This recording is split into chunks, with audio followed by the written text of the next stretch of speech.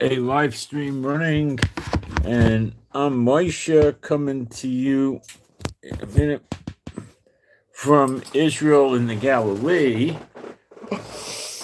Well, looks like we're having what I would say a beautiful day today, which is Tuesday, the 17th of February, and it's 8:18 in the morning. And it looks like we got a beautiful day. Maybe not such a beautiful day in the Straits of Hormuz, which is where they're going to close the Persian Gulf, but we'll get into that. Let's take a look at the weather. In the Holy Land, 62 degrees, okie dokie, and heavily overcast until the late afternoon. And pretty odd for that to happen, and the high will be 68. It's an odd prediction, but it might happen. I don't know. Tomorrow, they're giving us sunny all the time, but it goes down to 51. And then it goes to 69. And then we got partial cloudy, and we go to 66. And the low's 53. This is crazy. And then Friday, sunny and 74. And then Saturday, sunny and 76. And then Sunday is sunny and 67, and I don't understand anything about weather like this. And it looks like they're predicting a rain on Monday, but guys, it's way too soon.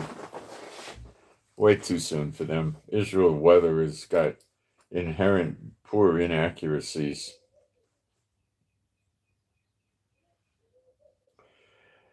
Okay, so what we're going to do today is talk about what Iran's up to, what America's up to, what Israel's up to, all pertaining to the war. I'll try to get in some spiritual warfare for us, and we'll talk, if we got some time, maybe we'll talk demonology.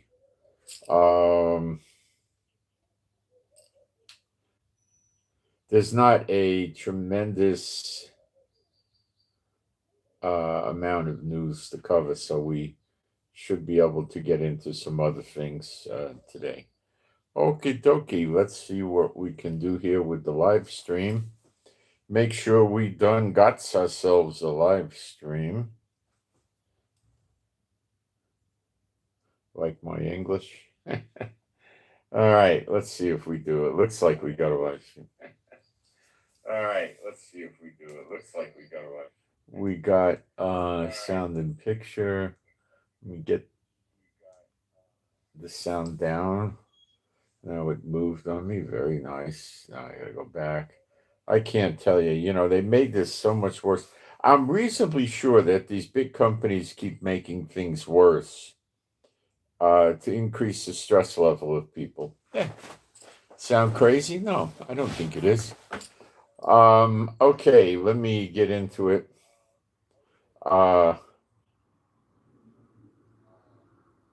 Either that or they're just its end times. They're getting so sloppy.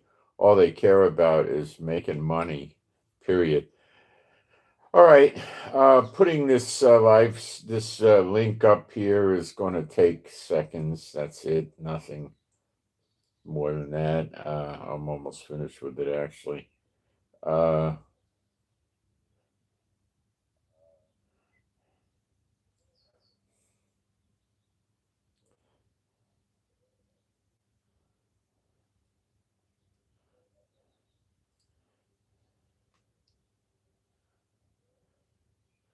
And let's see if I got typos. And I don't. Let me pin this thing up. Where did it go? There it is. And let me pin it. And it pinned. And thank you to the moderators. They really help. And thank you guys. Okay. People are coming in. We're good. Okay. Being a Bible believing site, Old and New Testament, let's do some praise. You could join in. Now it looks like the sun's maybe even trying to come out. Okay. There is no God like Jehovah. There is no God like Jehovah. There is no God like Jehovah. There is no God like Jehovah. There is no God like Jehovah. There is no God like Jehovah. There is no God like Jehovah. There is no Messiah like Yeshua. There is no Messiah like Yeshua. There is no Messiah like Yeshua. There is no Messiah like Yeshua. There is no Messiah like Yeshua. There is no Messiah like Yeshua. There is no Messiah like Yeshua. Okay. Quick spiritual warfare lesson. How does it look when a Satan bot is trying to persuade you to believe in something which might not be a lie, it might be true, but they want you to believe in it? They'll repeat it to you over and over. When you're talking to them, they'll say, let's say you're talking about fixing the car and you got to you got to do a head job on the cylinders or something, right? So the guy wants you to do it. So, he doesn't know what's going on with you. He's not lying to you. The thing really needs the cylinders worked on. So he says, well, to do the head, and the gaskets and stuff like that, it's going to cost $1,100. But, you got to do it. The car's not going to work soon. And then he'll say it again and maybe say it again. What he's doing is he's putting the spell or the witchcraft on it to get you to not believe a lie, because it's not a lie, to get you to do what he wants, which is you should buy the repair job from him for $1,100. And will the car break if you don't get it? Yeah. I mean, like I'm saying, they're not trying to sell a lie to you here. They're trying to get you to respond the way they want you to respond. Okay? So they'll keep repeating things. And then you might say you want to think about it and then come back the next day and he'll repeat it again. They're not going to do it 5 times. Usually 2, maybe a third, probably 2. But they're trying to put a spell on it to get you to get into it. So be advised of that, okay? Now, again, a reminder, when you communicate with people through email, they can't really get over on you very much with spells, enchantments, and they could do some things, but it's way, way, way weaker.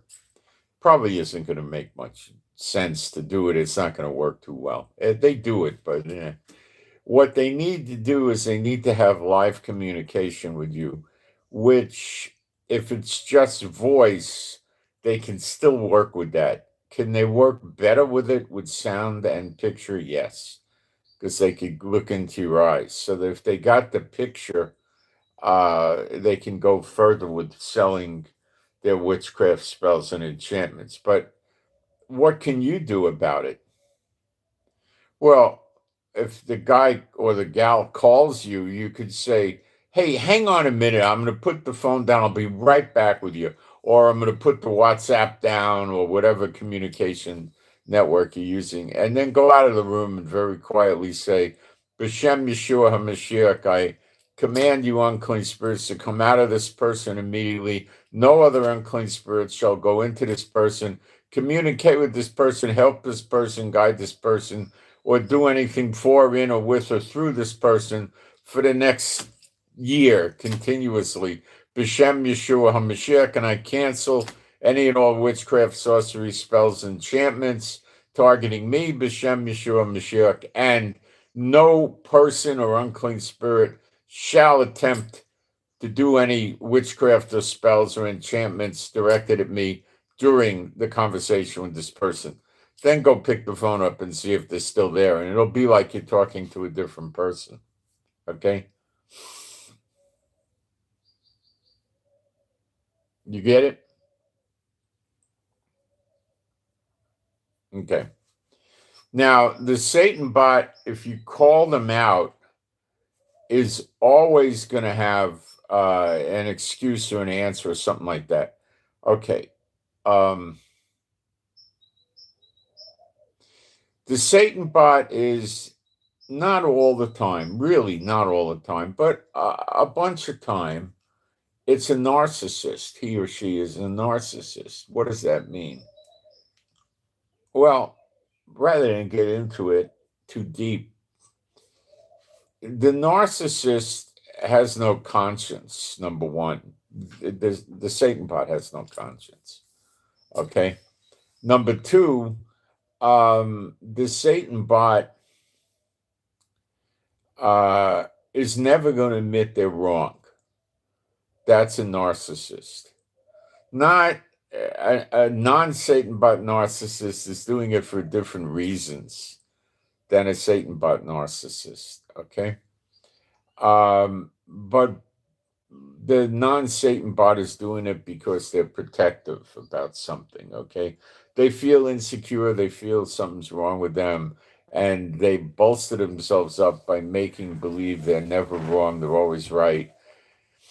And they could be toxic to other people that are working with them or working for them or with them or friends with them or in some social structure with them or in a family with them that live together. They'll be toxic because they will do something called projection, which used to be called the Freudian garbage pail, but it's real. They project their feelings into other people, so you're always going to be bad. You got an employer that's a narcissist, you're always no good. Okay. They're not necessarily going to fire you because, they don't always do that. But you got to understand that you're not going to fix them. The narcissist isn't going to fix. You're not going to get logic and apply it to them. You're not going to convince them they're crazy. They're just going to shrug off anything bad they did. I knew one that had a problem with spinal cord and occasionally had to take pills for it and would talk trash, on the pills, not cursing, right? Just stupid things. And then if you brought it up to them, they would just ignore it like it never happened. Okay, so the Satan bot now has got a big head. They're running around thinking these demons are gods. Yes, they worship them. They think they're gods. And they think that these demons are going to make them gods. Remember, they come as an angel of light. Okay, so not all the demons are going to tell you they're gods. They might tell you something else, like they're ministers of the god or they're angels or whatever they're going to tell you. They're fallen angels. They're bums. They're rejects. They're reprobate. They don't have any power, like an angel left or anything like that.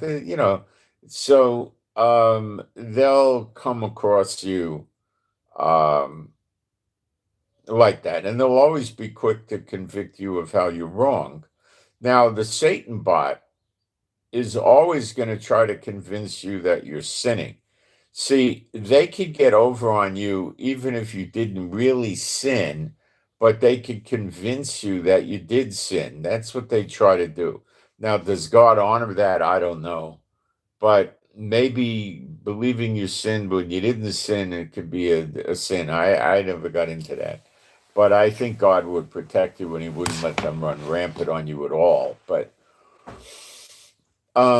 this is what you get into with them. Now, be very careful of people that just all of a sudden want to be your friend. Or you get, oh, the Lord told me and this and that. Number one, did the Lord prepare the way for you with this person? Number two, is the Lord telling you this person is your friend and you should be spending time with this person and sharing with this person and stuff like that, right? Is that something you should be doing? Most of the time, if not all the time, no. It's one-sided. Over the many years, I've had many Satan bots try to befriend me. Many, over what I've been doing, 13 years, many times. Oh, I can't even remember all the times. And they want to be friends. For what reason? I mean, with this, and they tell me, oh, we're going to do ministry together. I had one who actually on his own, without telling me he was doing it, came here.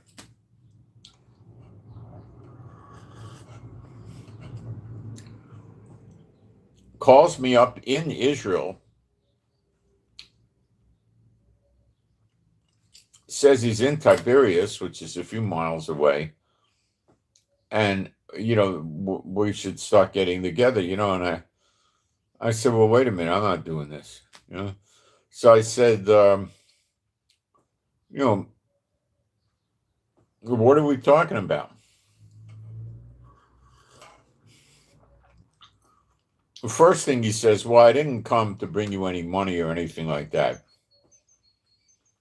So I said to myself, well, if that's the first thing on his mind, that's certainly looking bad now.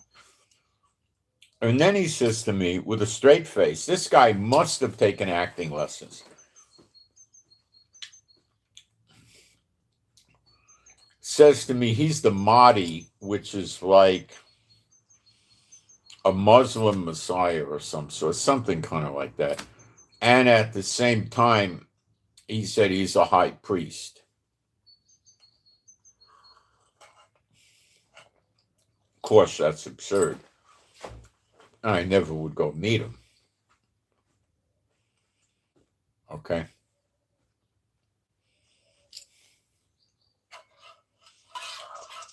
I had others that come here. And I know they're Satan bots. I don't want to waste my time meeting them. All they're trying to do is witchcraft me. So one's telling me they bought me a present on the phone. I said, oh, what is it? Oh, we'll leave that as a surprise. So I said, yeah, would they buy me a bag of cotton candy, So I never went and met them, and they call up and they're mad at me and insulting, like I was supposed to. Heck, I never agreed to meet them. They never tell me they're coming over here. They want to spend time with me. I don't know who these people are. Who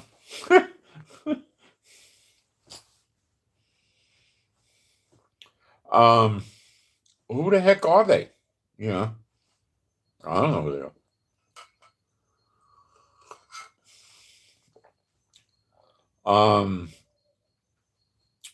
Others try to manipulate you with offerings to go into bad doctrine.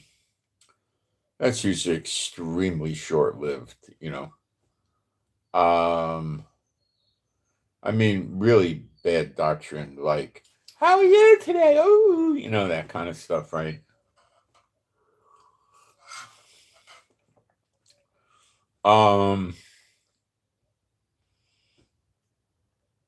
What else do I get? Usually it's short-lived because I suspected it and I start demon tossing them. And all they are, as I view it, is it's the waste of my time, Here's where they're deficient. They don't know how real believers behave, act, and think because they don't know any. And they have no idea how to deal with people that understand spiritual warfare and use it. They don't know what to do about that. The vast, vast, vast majority of them have been trained by doing things on, with, through, and against churchianity people.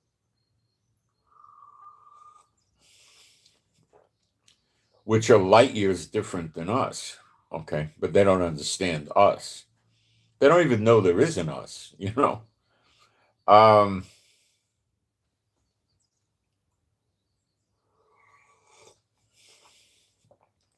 So Satan and his gang will keep throwing them at you. And you just got to learn how to cut through it and not waste your time with it. The whole purpose of being around you is to do bad to you and in your life. They may want to learn things about you. They want to get close to you and you start confessing to them your situation, personal life situation, about anything personal.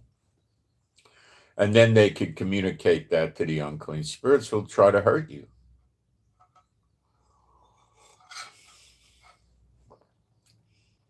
So they're a waste of time. Will they ever be able to explain doctrine to you? Never. They'll know superficial stuff. They get that from my broadcast, these little snippets, right?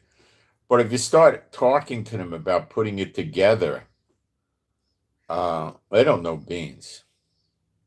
They never do and they never will. So you could always start just trying to walk them through the whole flow of events. Okay.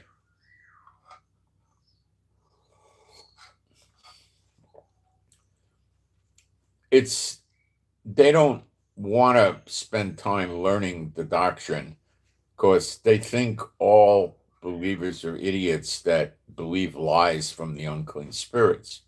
They don't understand that we have the true gospel. So they don't want to learn it, and they can't learn it, and it frustrates them, and they don't really go too far with it. Occasionally, I've run into them that seem to know doctrine, but not God's doctrine, churchianity doctrine. And they could rattle all the pre-trib scriptures off, and there are none, but they think there are, and all of this nonsense, and that's all they can do. They got no concept of the true gospel, so they're just a waste of time.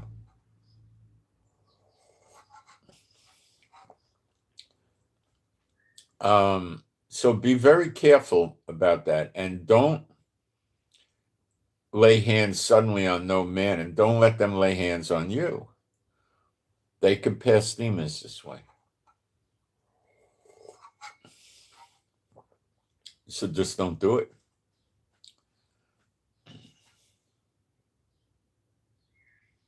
Okay.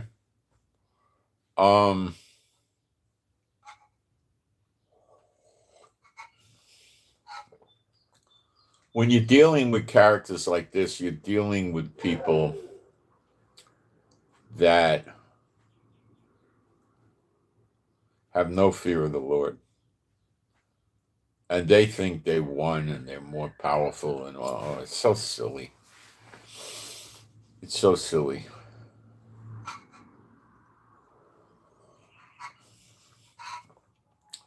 It's really against their religion to help you out. You got to understand this. An expire. Help you out could mean in many different ways. Okay, the only way they can really help you out is if helping you out is really part of a plot to bring misery and bad into your life. And they usually talk to the unclean spirits beforehand. Like with offerings, they'll talk to the unclean spirits before they do offerings.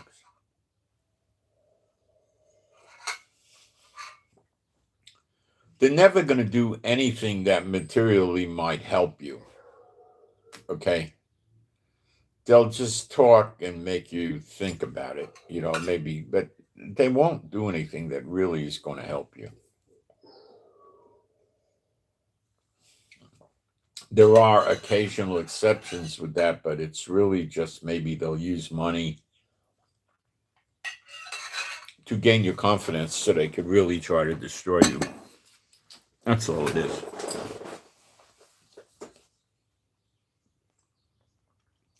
They get brownie points from the unclean spirits if they can destroy you and hurt you. Okay, so that's their motive, all right? And you always got to remember that. So you have to keep yourself from them, okay? Incorrect fellowship is a very big sin that the people in the church do. They fellowship in an incorrect institution. They fellowship with people they're not supposed to be fellowshipping with. And that's a big problem. Okay. Now, let me see if I can pull up the scriptures for who believers are not supposed to fellowship with. Let's cover some of that. We'll get into the news. Don't worry, it's not going to go anywhere.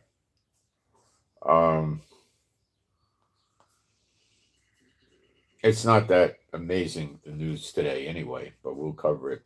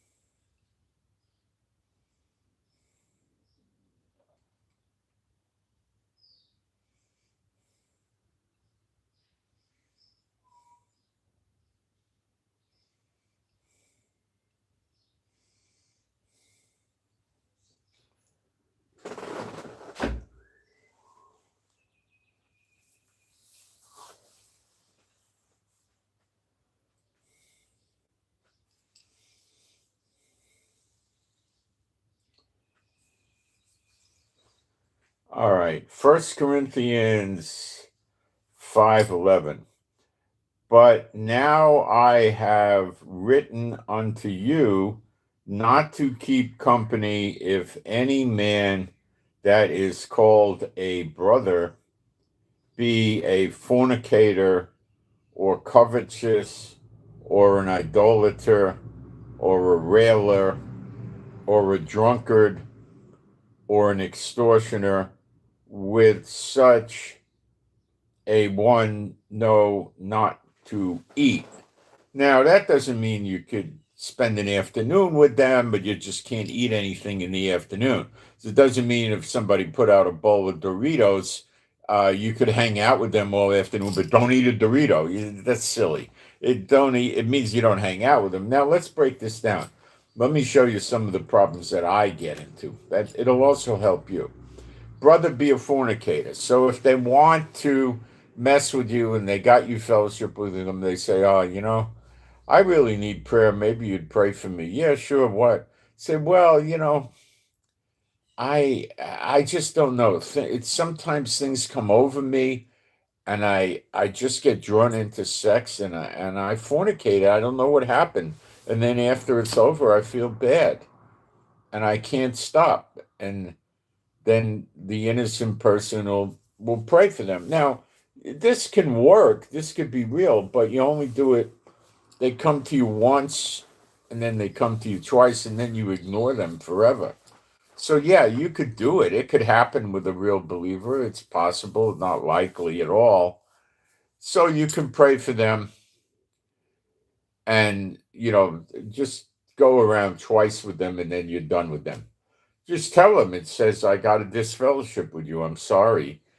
Um, it's a sign that you're going bad and you're not really in the gospel, so you got to deal with that. Okay. Then it goes on and it says, idolater. I know covetousness is there. I'm coming back. Idolater. They worship me. I don't know. I don't feel right. If I don't pray to that, statue of Yeshua on the cross, hanging there, I just don't feel right. I got to do it, blah, blah, blah. Okay, that's idolatry. You don't hang out with them. Rebuke them. You go once, you go twice, and then you're done with them. A railer, that's fighting and screaming and, carrying on and drunk maybe.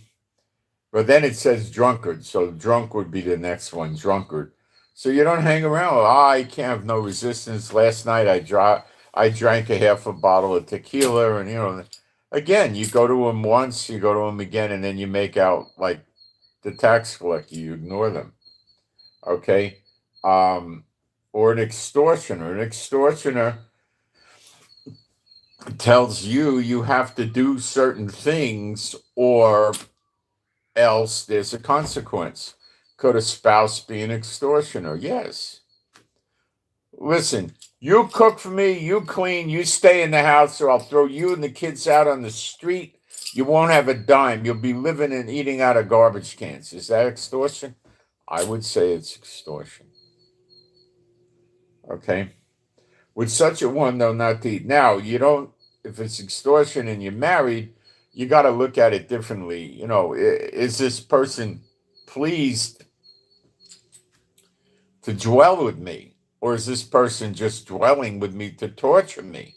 See? That's not pleased to dwell, okay? So what about covetous? Well, someone would come to me and make it very clear to me that they have money, and very clear to me for whatever reason they're not going to give any offerings. So that throws them in the category of covetous, which is the same as a fornicator or an idolater.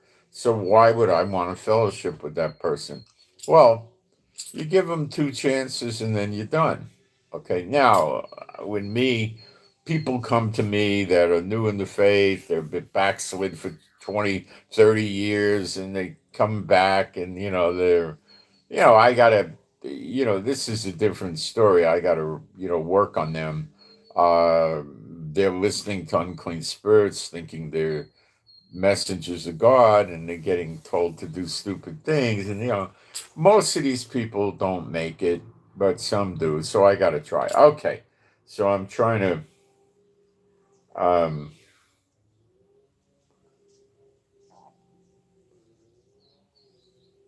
trying to get through this. Okay. Now we go to Romans 16:17. Now, this is where a lot of people get nailed bad. Okay. Now I beseech you, brethren, mark them which cause divisions and offenses contrary to the doctrine which you have learned, and avoid them. Okay. Now, a division is a sedition in Galatians 5:19 to 21. A denomination is a division. So mark them which cause divisions, okay, and offenses contrary to the doctrine. Different doctrinal statements, variants, seditions. You get rid of these people. These are the churches where 2 billion go. They do this. Now, you're not going to get rid of these pastors and elders and congregants over there because you're not in fellowship with them really, but you mark them.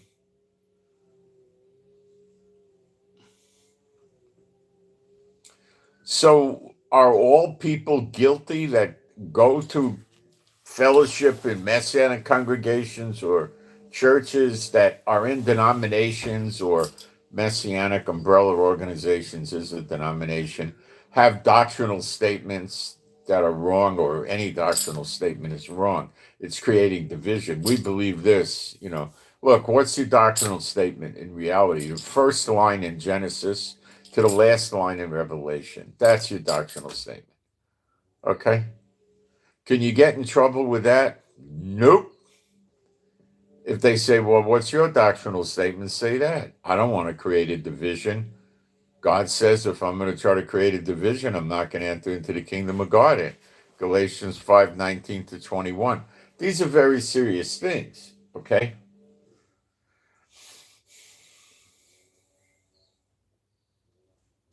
You're supposed to mark them. So are you technically supposed to hang out with people that go to denominational churches? This is more or less something you need to decide, not me. I would say you shouldn't hang out with them, okay, because that's the Bible, but I'm not talking about that. I'm talking about when I say you decide, what is hanging out with them? You bump into them in the post office and you chat for 90 seconds. Is that really, I don't know. I don't know. You got to talk to the Lord. It's certainly not marking them. I would try to lead them out of it 2 times, then give up on them. Just fellowshipping with them is giving place to the devil. And because that's a sin that the Lord says will stop you from entering the kingdom of God. And they preach that sin. They praise their denomination. They like it, or they wouldn't go there. You stopped. Why didn't they? Okay. Where am I now? I'm in 2 Thessalonians 3:6. Now we command you, brethren, uh, in the name of our Lord Yeshua HaMashiach, that you withdraw yourselves from every brother that walketh disorderly, and not after the tradition which he received of us. You've got to pull away from them. Now, this is where it gets to where you got to go to the Lord. But I'll help.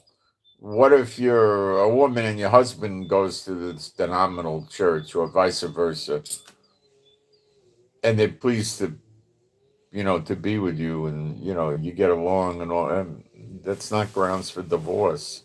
Even if they were worshiping Satan, it's not grounds for divorce.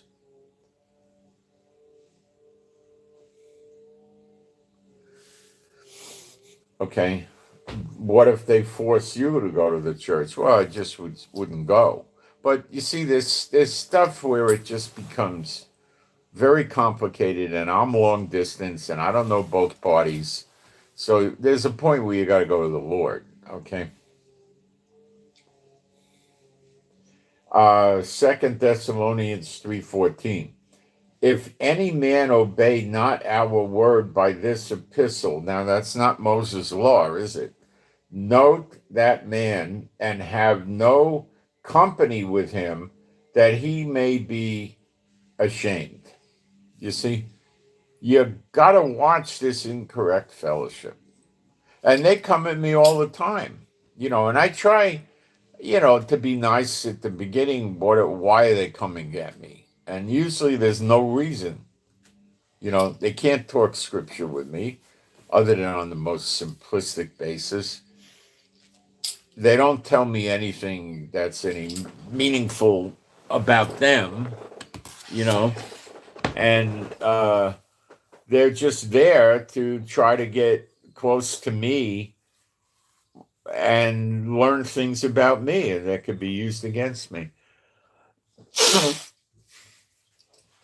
So, if I get them and they want to, ask me some questions, I'll switch it to, what's going on in Syria. I'll tell them anything about Syria. Truthfully, I'll tell them anything I know about Syria. But there's other things you just got to learn. Keep your mouth shut. They're very interested in marital relations. They're very interested in money. These are things they're trying to hurt you with. Okay.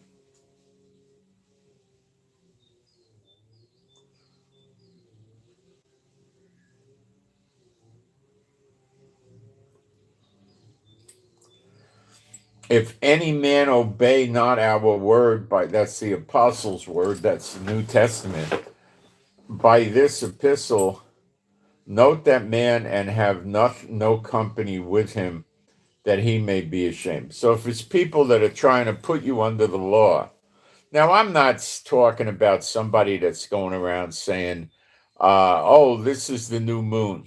I mean, I do that, okay? Does that put you under the law? No.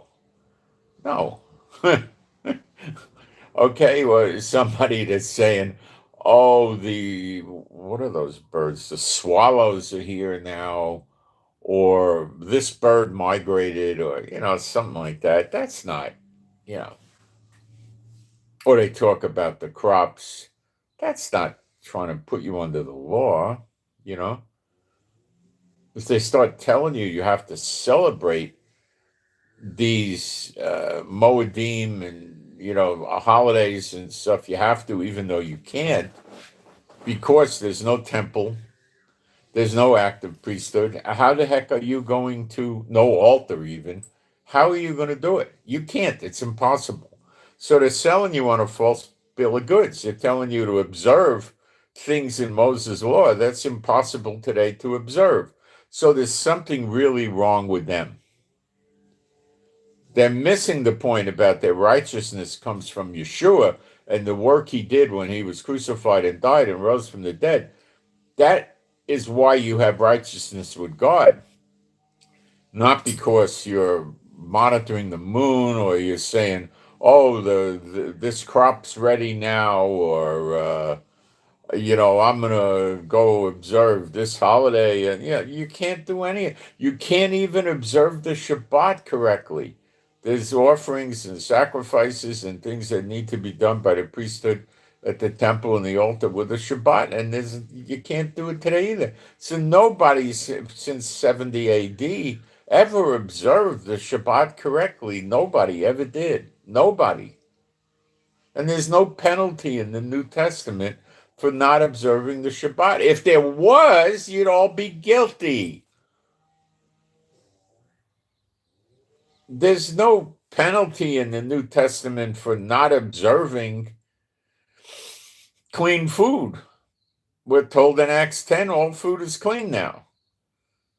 Okay, or there's no penalty for not observing the holidays today because you can't observe them.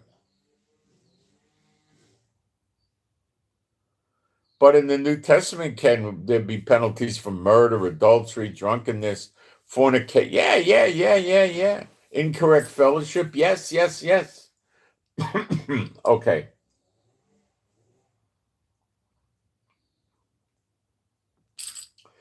John 1, 10 and 11. If there come any unto you and bring not this doctrine, they come and they don't bring the true gospel. They're bringing Schofield. They're bringing Darby. They're bringing the Catholic protocols, whatever they call it. Okay, praying to Mary.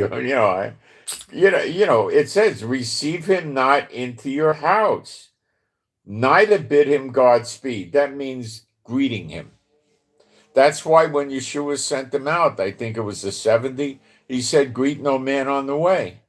Because you don't know what he's doing. And if you greet somebody that's doing evil, you become a partaker in his evil. That's the scriptures.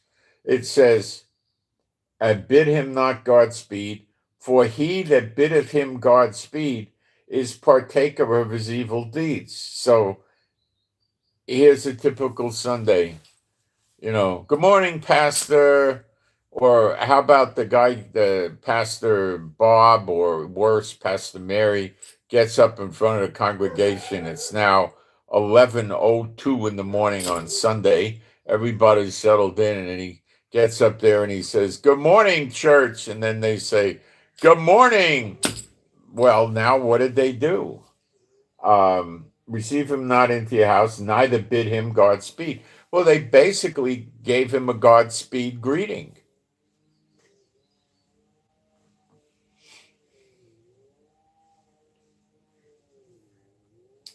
The literal would be more like Hail Caesar, Hail Hitler. Okay. But there's still the good morning is a greeting. Now, do you let that pastor into your house? Of course not. Are you in wrong up to your nose if you go into sitting under him as your religious spiritual leader? You're so wrong, it's not even funny. That's like sitting under Satan, but most literally, it's just one shade off.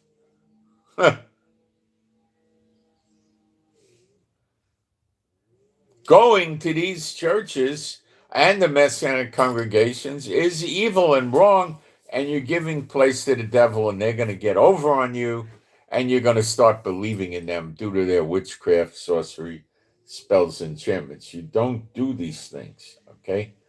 Of course, these churches don't teach this. I do, because I'm on the true gospel. They don't. Okay, so how does the church teach you? I'm going to show you. You'll see how evil they are. They're right out of the pit, but they look nice, don't they? Okay, comes as an angel of light. He doesn't come to you like some busted out demon, Okay, you go, "Who is it?" "Oh, it's Church of the Latter-day Saints. We have a message for you. Do you have a minute?" Okay, that's the Mormons, Church of Latter-day Saints, right? So, yeah, okay. And what does the church teach you to do when that happens? They say, open up the door, be nice to him, greet him, bring him in your house, sit him down. They normally don't drink caffeine or soda, which has caffeine. So give them something to drink, whatever you might have. Like they like Sprite and 7 Up, no caffeine. And witness the gospel to them. So what are the church teaching you to do? The church is teaching you to break what scriptures? Receive him not into your house. They're coming around spreading obviously, blatantly, a completely false doctrine. And you're bringing them into your house. And you're greeting them. And you're being nice to them.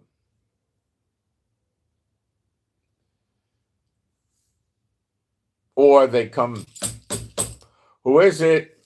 Jehovah Witnesses, how are you today? We have a message for you. We'd like to share something with you. And it's the same thing. You bring them in, but now you could give them coffee because they'll drink coffee.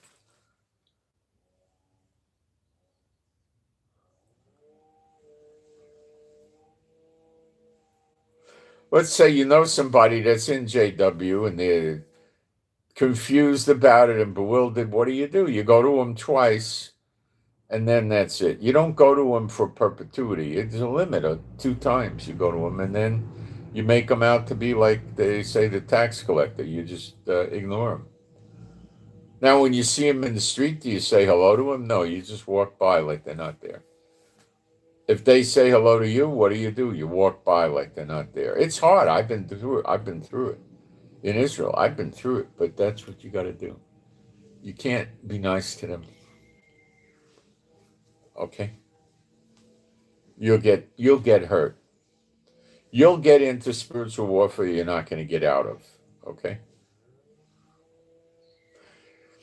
If I'm going to get in the ring with Satan, okay, first of all, I don't want the gloves on. I want bare knuckle fight. Okay? Number 2, I'm not going to go tie one hand behind my back by going into sin.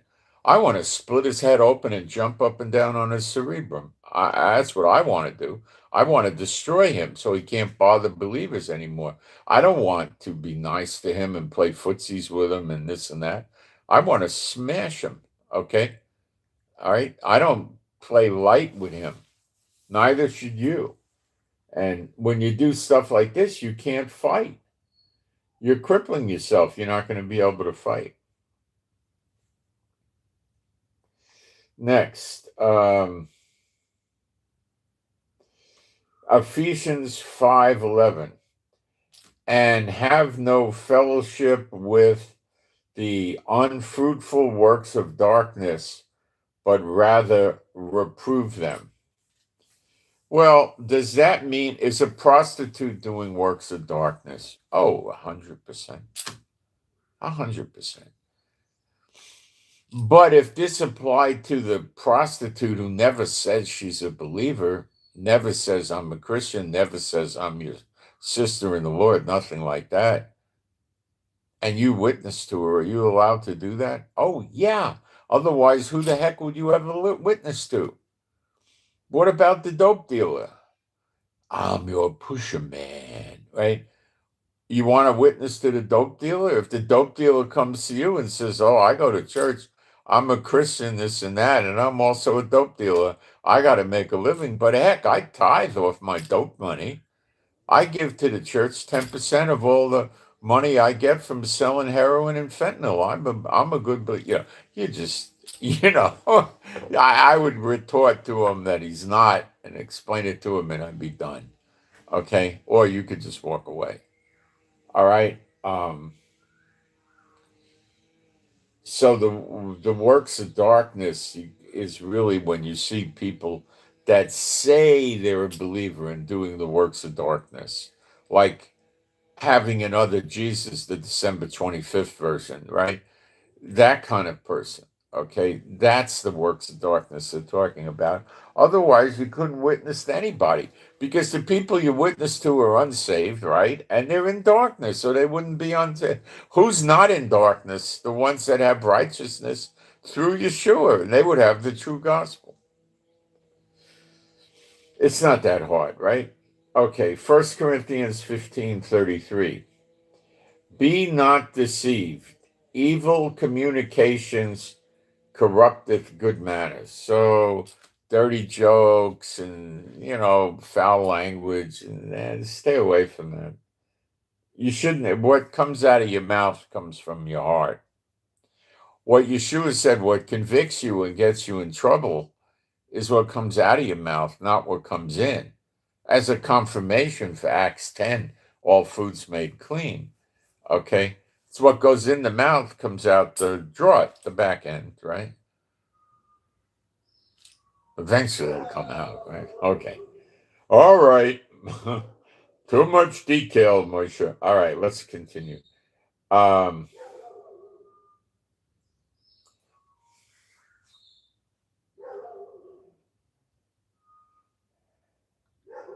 I think we had a good taste of that. So, incorrect fellowship is so important, guys. Going to churchianity, the Messianic congregations, to Catholicism, to Baptist, the church, all these places, all of them, is not good. What about going to a synagogue? Why would you go there? They teach Yeshua is not the Messiah. He didn't rise from the dead. He wasn't born of a virgin woman. He was a witch. He was a bastard. And, you want to go to people that preach that? Gee, I don't.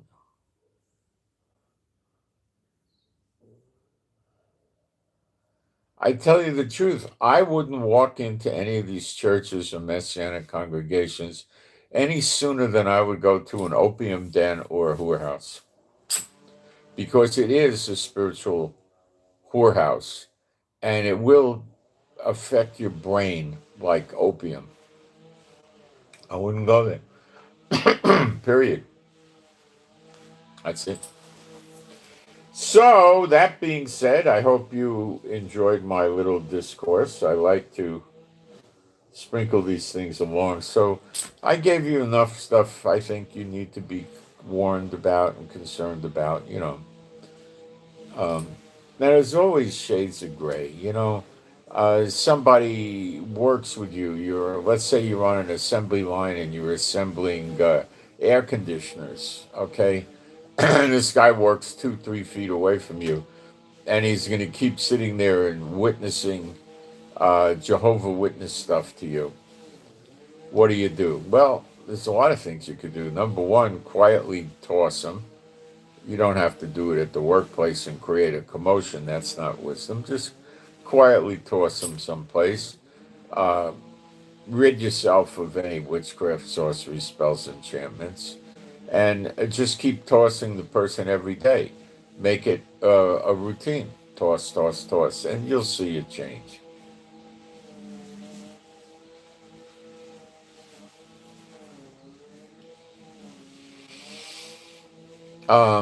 Asked to be transferred, I wouldn't sit there and keep debating it. You go to them twice, and that's it. And then, there's a way you could turn those over to Satan for the destruction of the flesh and saving the spirit. But, you can't turn over to Satan somebody worshiping Satan. They've already turned themselves over. How? Now, somebody that doesn't know any better and, trying to walk with the Lord and getting sucked into sin, that's the kind of person you can turn it over, not to somebody who worships the unclean spirits. And if you demon toss them, they're going to run around screaming and crying for another unclean spirit to come into them. That's not somebody you turn over to Satan. That's like giving Satan his own. It doesn't make sense. They're already with Satan, and they're not going to get saved. The spirit's not going to get saved because they're by choice and knowingly doing it. Okay, let's get into what's going on in the world. Where am I? There am I. Yeah, okay, we got a prayer request for a cat. And we have prayed for cats and dogs and birds and had wonderful results.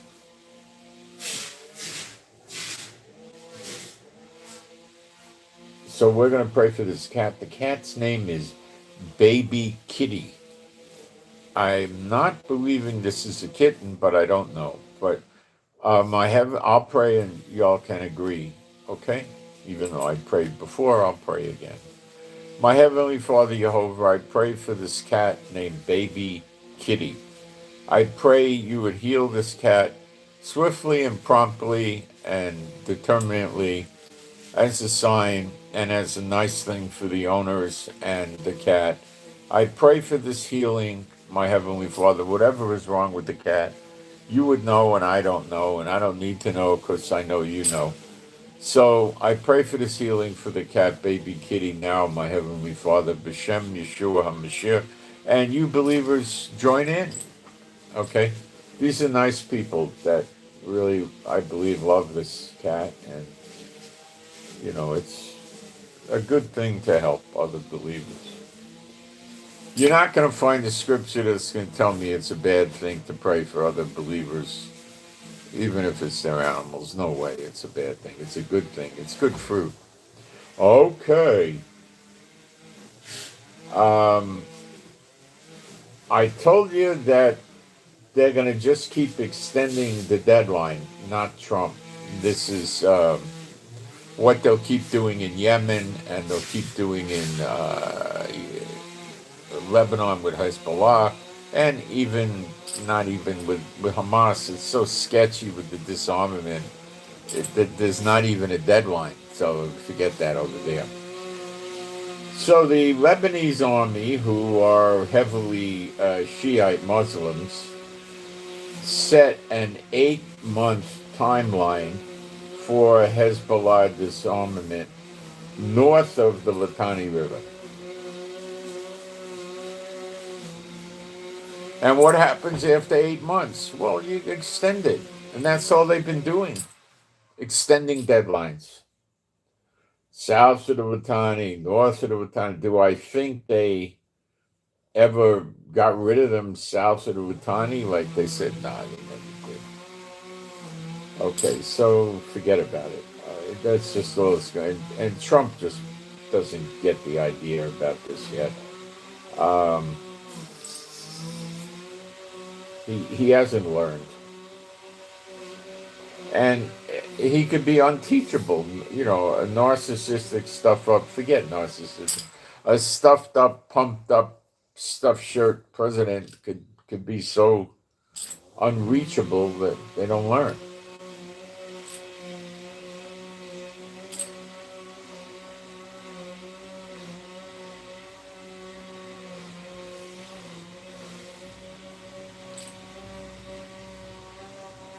So we're not getting anywhere with Hezbollah, and Israel for months has been attacking every day. Some days 2, 3, 4 targets. It's ongoing. Okay.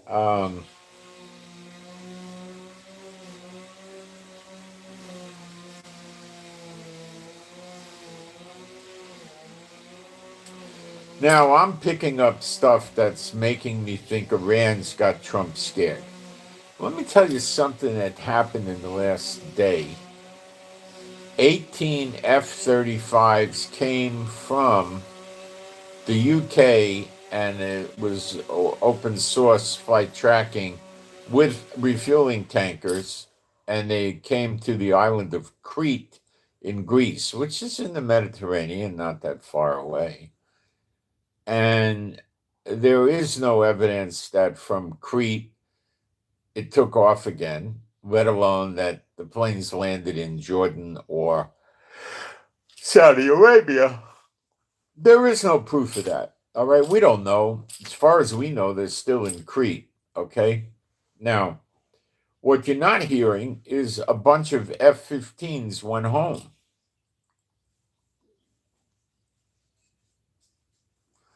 Now, why would the F-15s go home? I'll tell you. It's not rocket science. The F-15 is not really a stealth jet. The F-15 is a fighter, a supreme tough fighter jet, okay? And it can hang all sorts of extra fuel tanks and weapons under the fuselage and under the wings. It's not stealth. So it can bring a lot of fuel and go far, and it can bring a lot of weapons to the war.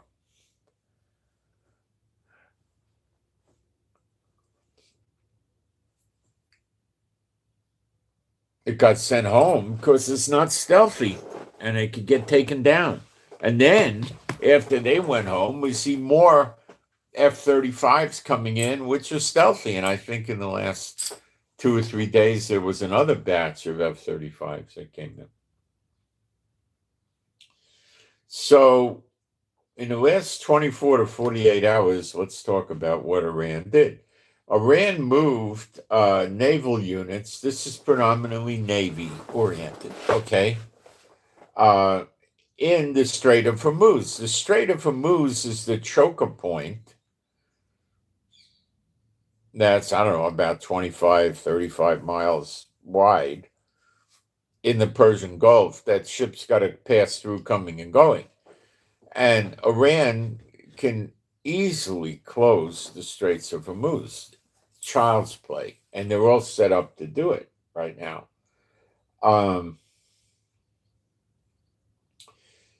Navy started new naval war drills located in the Strait of Hormuz and in the Persian Gulf. The Strait of Hormuz is definitely in the Persian Gulf, okay?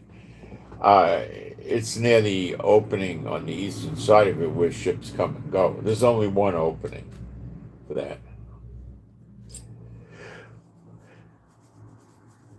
Now, the equipment that the Iranians are using and moving around here in these drills are the go-fast attack boats, missile boats, which are merchant marine civilian vessels that can launch tons of missiles from containers and other ways, drone units, which means drones are often put on warships. Okay.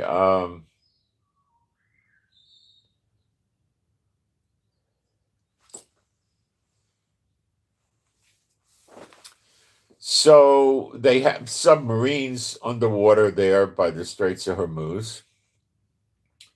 And they have a large amount of anti-ship missiles, surface-to-surface missiles, and probably air defense missiles on the land that Iran has, which could be on some islands and the mainland near the Straits of Hormuz, so they could fire on it that way.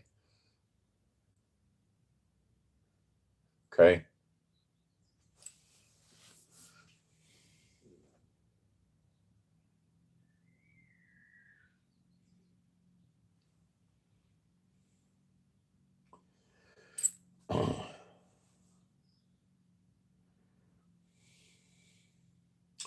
The drills are specifically related to rehearsing combat response, securing shipping lanes, and preparing for possible U.S.-Israel strikes.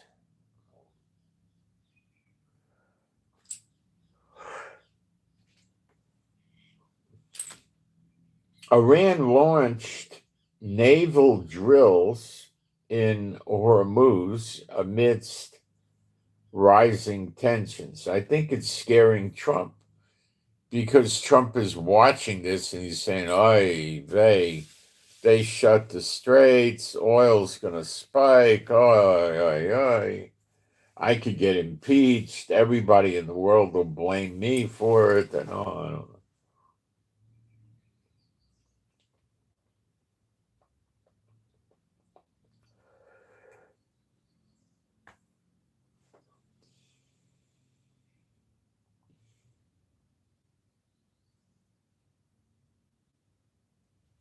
Now, let's get a countdown on the aircraft carriers for America, okay?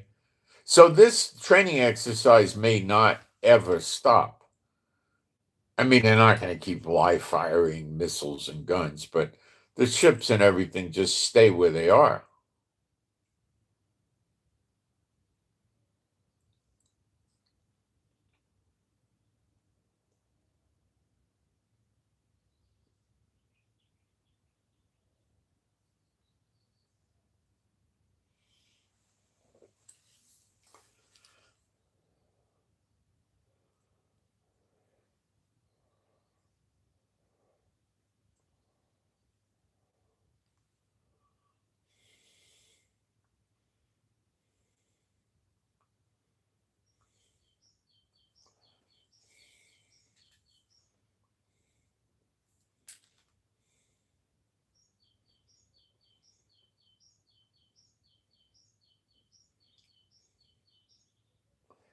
So let's talk about the aircraft carriers.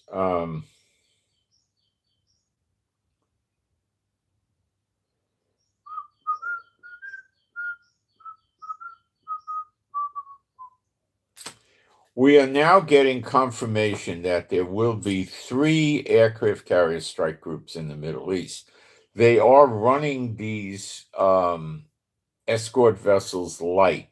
I have seen them go 6, even 8 escort vessels with 1 aircraft carrier, but they're running here with 1 carrier and 3 escort vessels.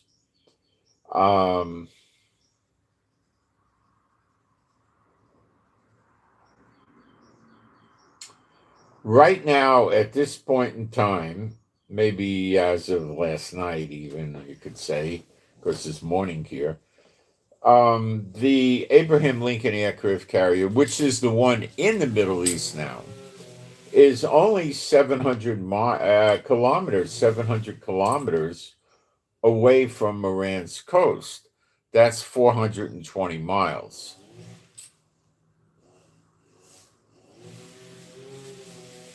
I know that Iran has surface-to-surface missiles that go much further, about 1,000, 1,200 miles.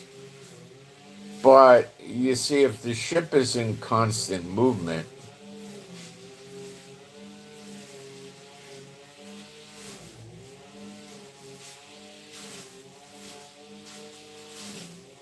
so it's pretty close to Iran.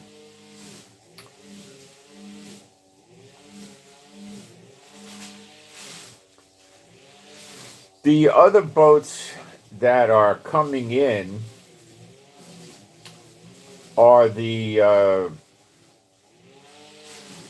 Ford aircraft carrier and the Bush aircraft carrier.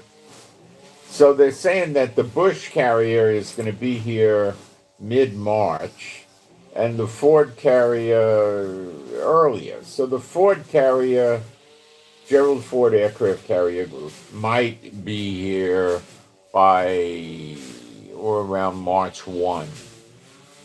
Okay, so we're not going to see the full strike power or the striking force of the Navy here until we see all 3 aircraft carriers. Now, I told you several times that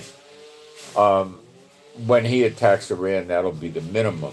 Now, I'm going to say you could have 70 to 90 planes on these things, and we'll use, I don't know, what do you want to use, a figure of 80? We use a figure of 80, there's 240 planes. Yikes. That's more than most countries have. Okay? If you want to use 70, which is too low, 210. So I would think it's maybe 225. The Gerald Ford's bigger than the other ones. I don't know. To say about 225 on the planes. It's a lot of planes. Plus the ground planes, they probably have a good 150 on the ground, 100 anyway. So if you just went with 100, they got 325 planes, which is about what Israel is around 350. So if you add up Israel and America, you got about 700 planes. Ouch. Iran's going to have a hot foot. That's a lot of planes. They're all different kinds, you know. Now, we're also going to have 9 warships that America's going to have that are all able to shoot missiles. And they probably add up to about 1,000 missiles they can fire.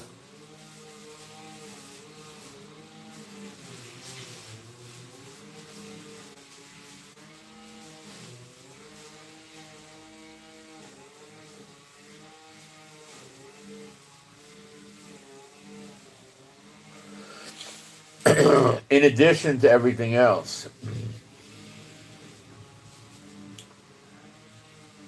And in the middle of this, I hear Trump coming out with, Iran wants a nuclear deal. You know, they want to make a new, now Trump's back to the same garbage. Oh, we're going to make a nuclear deal with them.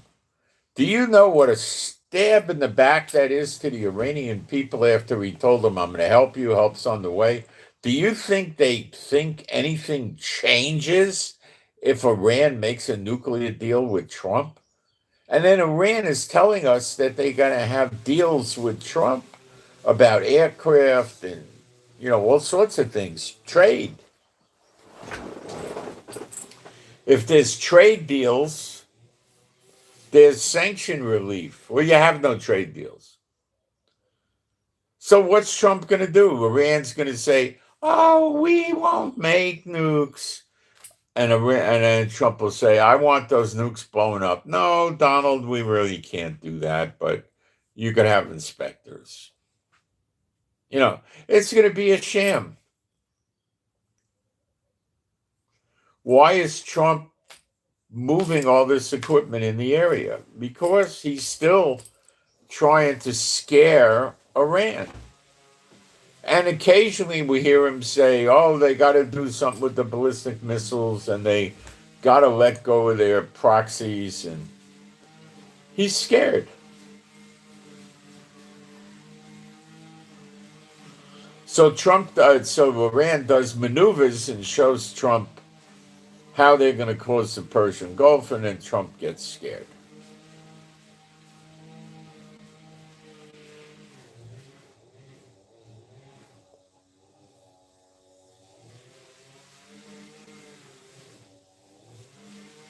I'm telling you. Is Trump just running a con job on Iran? Maybe. But when he starts talking about Israel doing the attack again, it's June all over again. Now, I got some new figures on how many missiles bled through. It's not radically different. It's 3% different. I'll be back in a minute and we'll go through those figures. Like I said, these new figures are 3% different. That's it. But I'll be right back.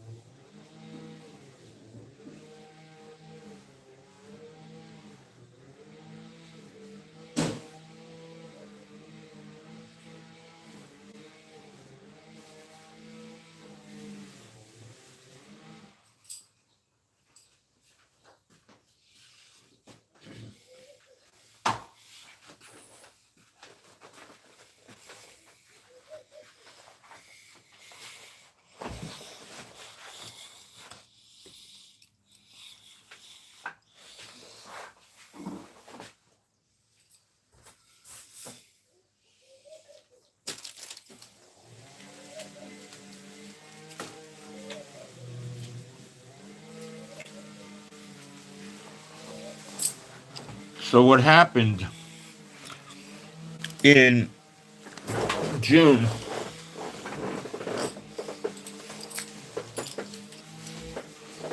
is there was a 14% bleed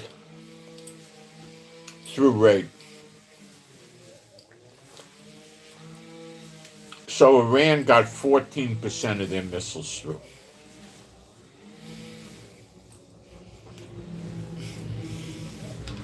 Previous figures were reflecting 17, but there's actually 14. And they did get some direct hits on buildings in Tel Aviv and other places. Lots of money damage. Loss of life was low because everybody got a bomb shelter.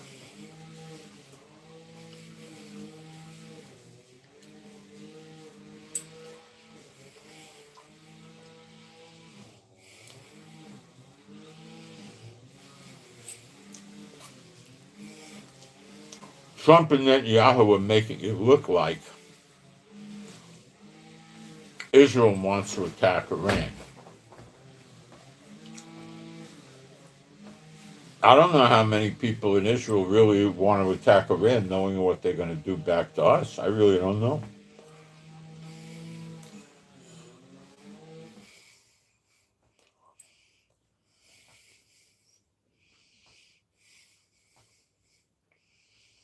I'm not sure.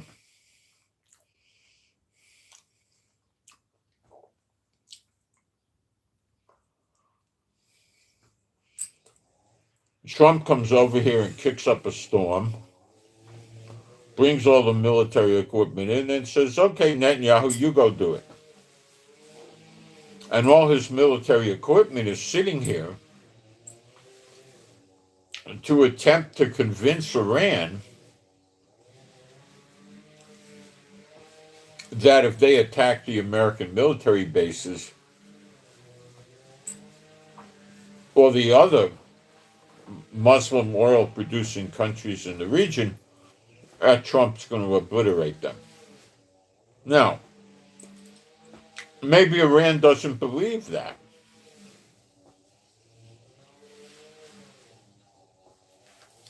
And where does that leave us?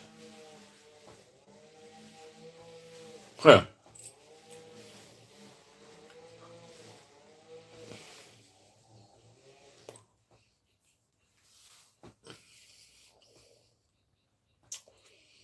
Trump is not reliable. Look at the people in Iran and all those that got killed. It's up to probably over 100,000 now.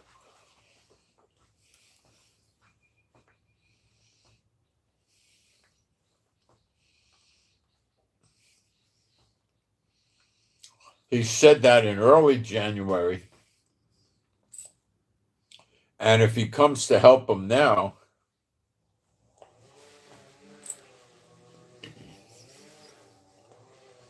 the help wouldn't be here until a month from now, mid-March.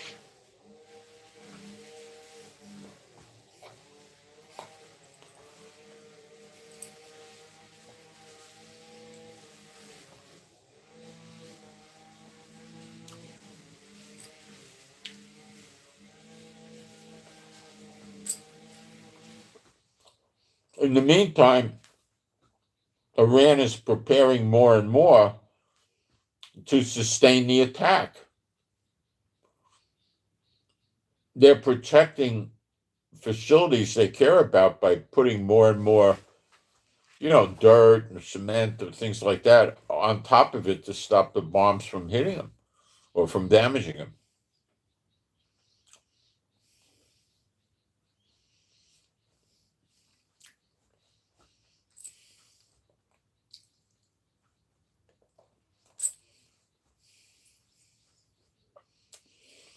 Maybe by waiting, our iron beams are constantly being manufactured.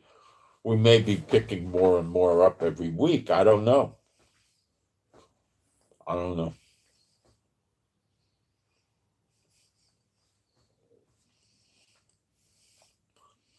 Hezbollah is being weakened constantly. as is Hamas.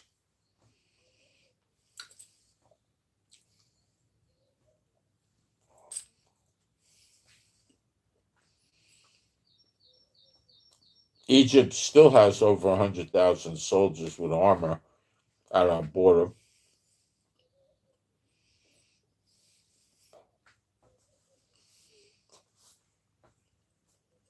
Netanyahu seems to be oblivious about that. Why should Israelis be oblivious to that when they've had wars with Egypt in the past? Why should they just think that's okay? It's a violation of the previous treaty.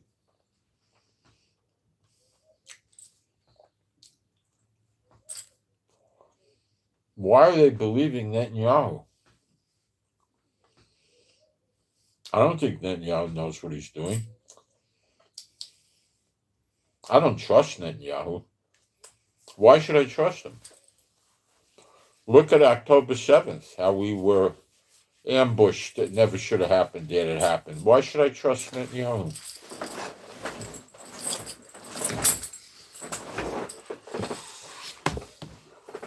Trump and him both don't talk about that, but it's real.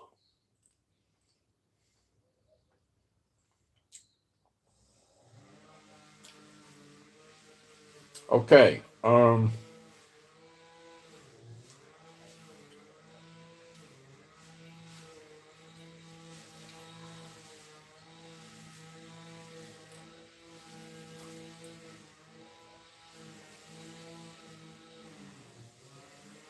Last 24 hours, there's been an observance of a lot of movement of air refuelers. That's American.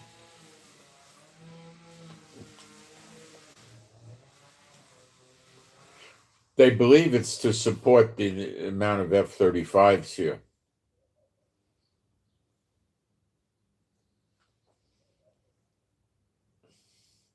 People are saying it indicates the intentions of the United States. Well, let me tell you what I think it indicates. It indicates the intentions of the United States are either to bluff Iran or go to war. It means one of those two. I don't know which one.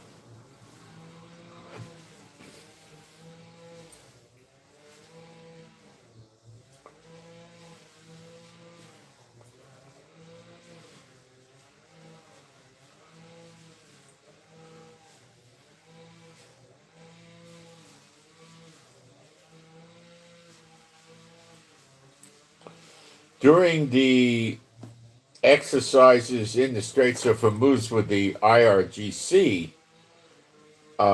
yesterday, I believe it was, in the Straits of Hormuz, cruise missiles equipped with artificial intelligence systems were launched. They were testing them.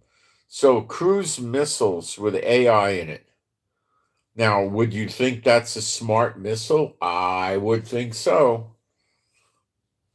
And when the Iranians are saying that America is going to lose warships and thousands of soldiers, maybe we should take a harder look at that being real. This is a good one. Bennett, who's trying to become the next prime minister, the elections, the normal elections, are the end of October this year. And Aryeh Deri, who's head of, what is he, Shas, I believe, one of the ultra-Orthodox political parties, after mob attacks, female soldiers of B'nai Brak. B'nai Brak is an all ultra-Orthodox city, or we maybe call it a community or something, right outside of Tel Aviv. The former PM, which is Bennett, visited the city, accuses the coalition of turning a blind eye to the ultra-Orthodox, incitement against joining the army. Shah's leader calls for restraining order against him. So Bennett's not holding political office, other than I think he's a member of the Knesset now. I believe he is. So that's political office. So getting a restraining order against him may not be that easy. But what it does tell us is if Bennett is a likely contender to take over from Netanyahu. He is an S-bot. Don't think he's not. He is better than Netanyahu, but minutely. We felt the difference last time he was here for a year, and he went out of office. But he's just another one, you know. What is he different? Well, he wants to build hospitals and fix hospitals, rebuild and build. And that's a good thing, right? And he wants to build several 100,000 low-cost housing units for the people of Israel, which is a good thing. Netanyahu never even talks about that. He doesn't care.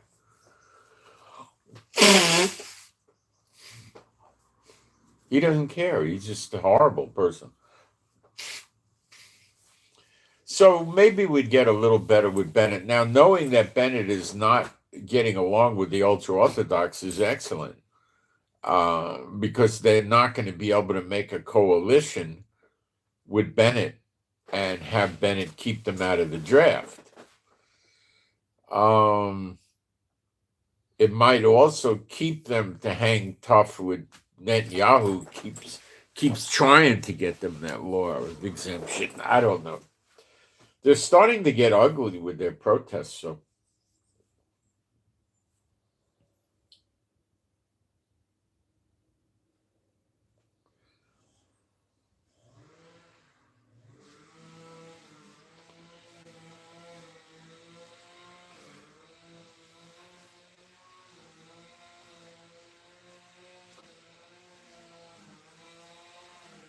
So Israel came up with, in the last war in June, our interception rate was 86%.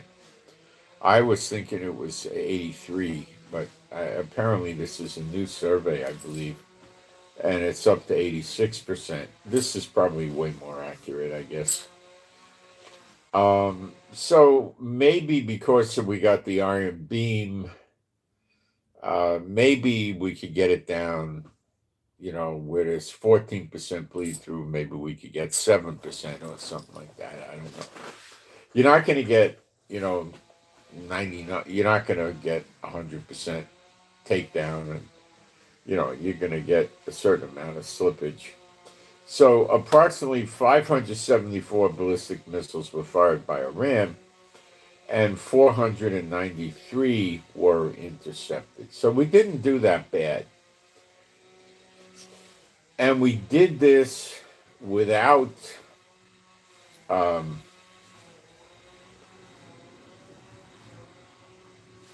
the iron beam. So maybe we could get it down. Maybe we could get it down by a lot.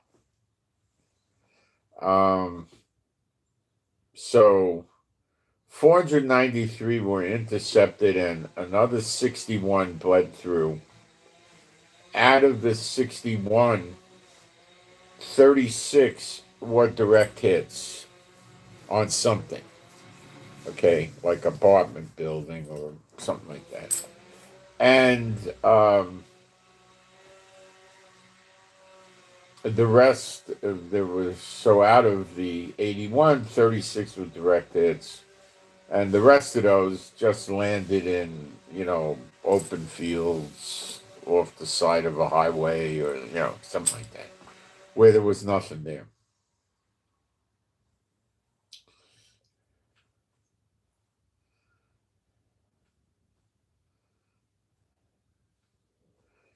Where the other side of the coin, which is what that Trump and Netanyahu are looking at, not so much Netanyahu, he understands Iran, is that practically 99% of the targets struck by the Israel Air Force and the Navy were successfully hit. Yeah, I like that, and I'm glad that's the way it turned out, but that doesn't have deterrent value to Iran, because the elite know they're not going to get killed, because they're going to be someplace where the weapons aren't going to be able to get them. Okay? So the people are going to get killed and the economy is going to get killed, and they don't care. These are pigs. These are monster people, okay?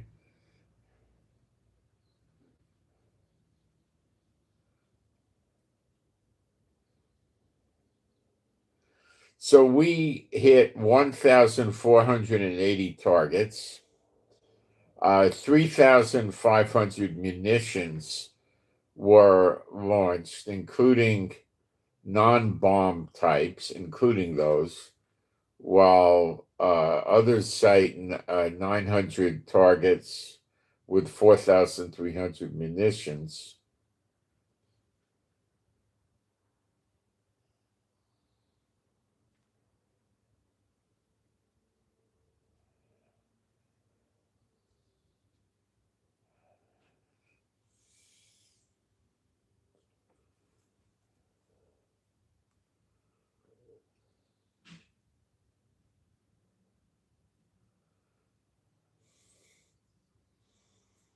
The 1,495 sorties, that's a mission.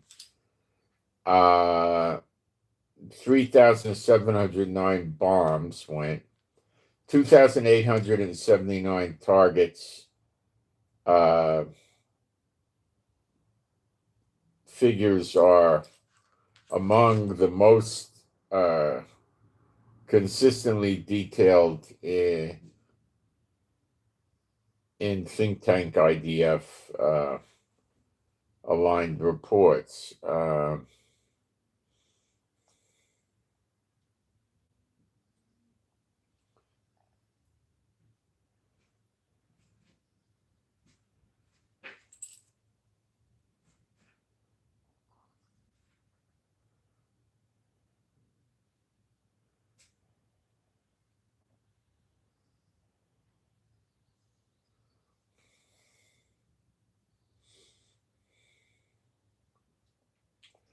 This is odd, man.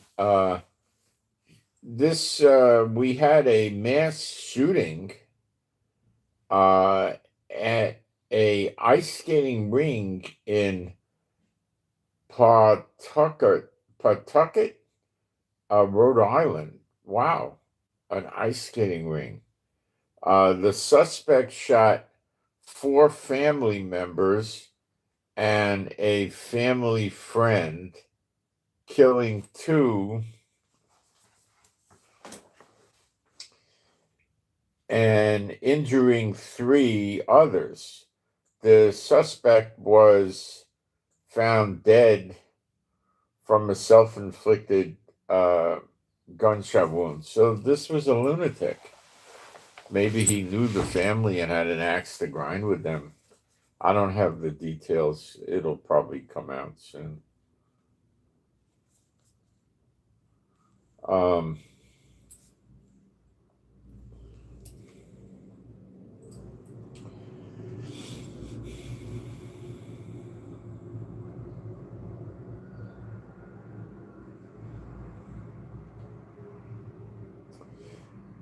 Rhode Island officials have confirmed the hockey shooter was a transgender man named Robert Dorgan. Huh.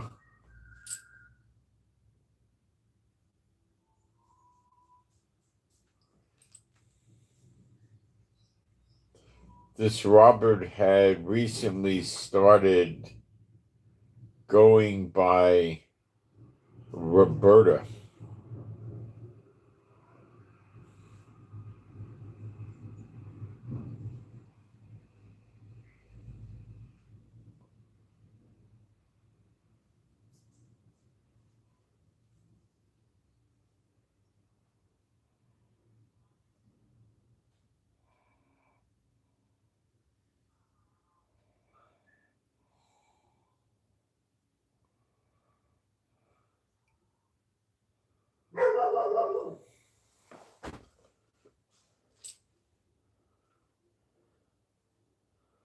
Okay, let's see what else we got going on here. 4 people were shot in a mass shooting at a mall. This is different. This is in near Baltimore.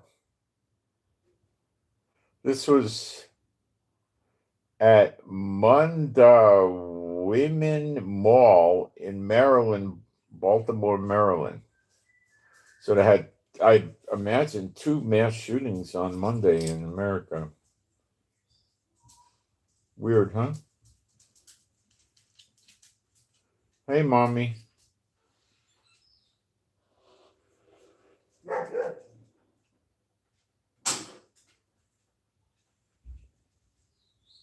Is that you? That you, Becca? Yes. Oh, okay. I didn't know what was going on. Thought the dog was opening something. Yeah,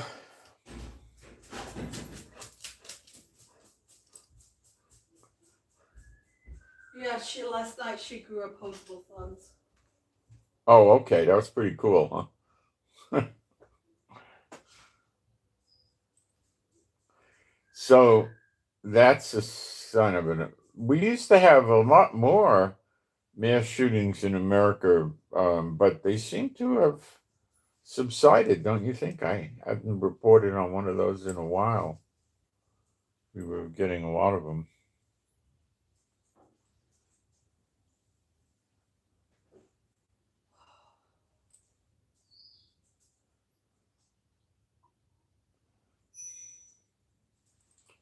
So I still think what's on the books is Israel attack Iran.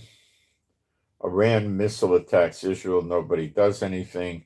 They try to do takedowns, which, if you really do have 9 ships, the escorts with the destroyer, with the aircraft carrier, they're not going to be positioned to really do takedowns because they'd have to be like in the Persian Gulf to do that. It's not going to work out so good for us.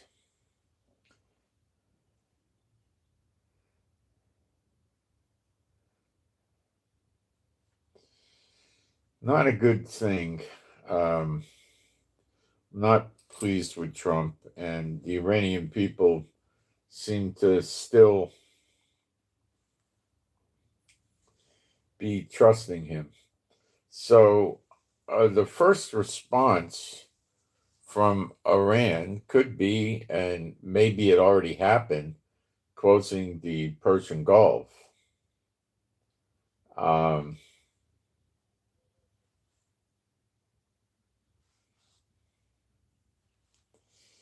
These exercises may just continue as the ships are there and they start interdicting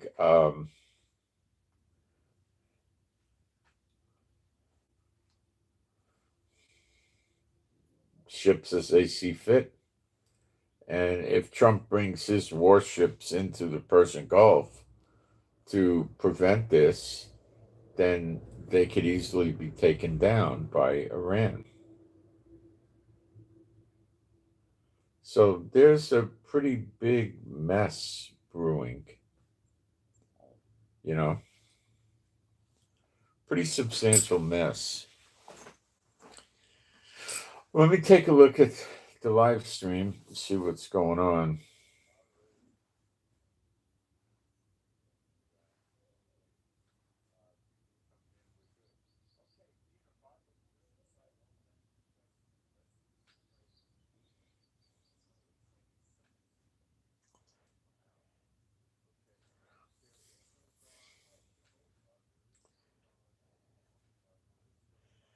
Let me see if we got any questions in this live stream.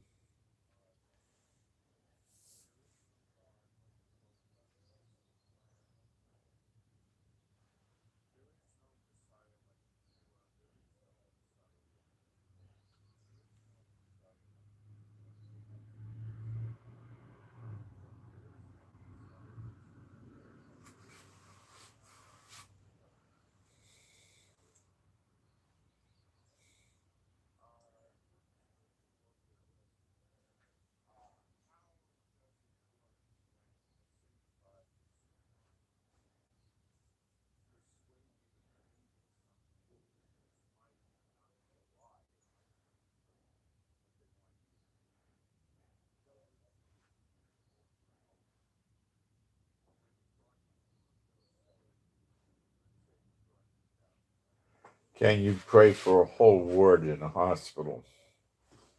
My position on praying for people that are sick in the hospital is, remember, Yeshua healed all those that came to him, right? Okay. So the people came and asked for the prayer. So what I tell people is, if you want to pray for somebody that's in a hospital, and they're not a believer or something like that, go there and say, hey, I'm a believer in Yeshua, and I'm going to pray for some people to be healed. Would you like me to pray for, Yeshua, the Messiah, to heal you? And then shut up and wait for an answer. And if they say yes, you say, okay, I will. If they say no, that's it. Okay. Otherwise, what you might get would run like this.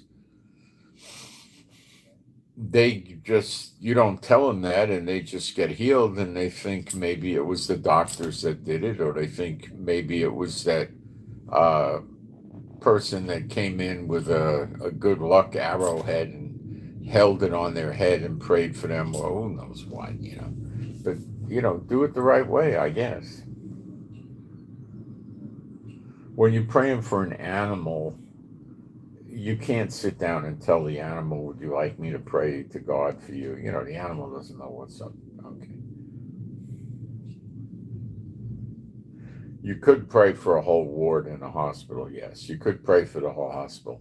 But I think there's better ways of doing it. I wouldn't think that would be a prudent way of doing it. I've never remembered doing it.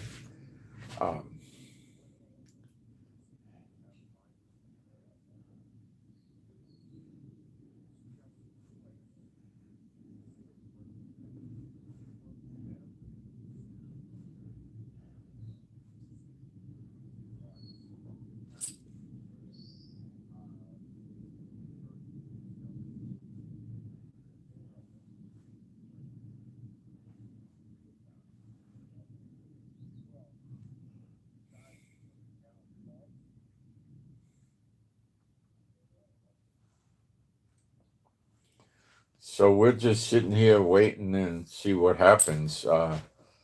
Iran, again, remember, they may do a preemptive strike before the other two aircraft carriers get here. Why not? It would be prudent for them if they're sure war is imminent. But they maybe don't believe that Trump's going to do anything.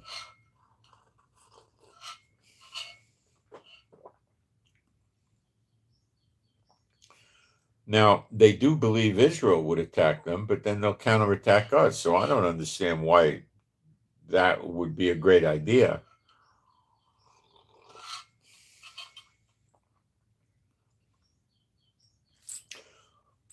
We're going to have limited damage because we're not going to be able to damage all the missile cities. They're embedded in the side of a mountain, and it's very difficult to get all of it blown up at all. So, what are we going to accomplish?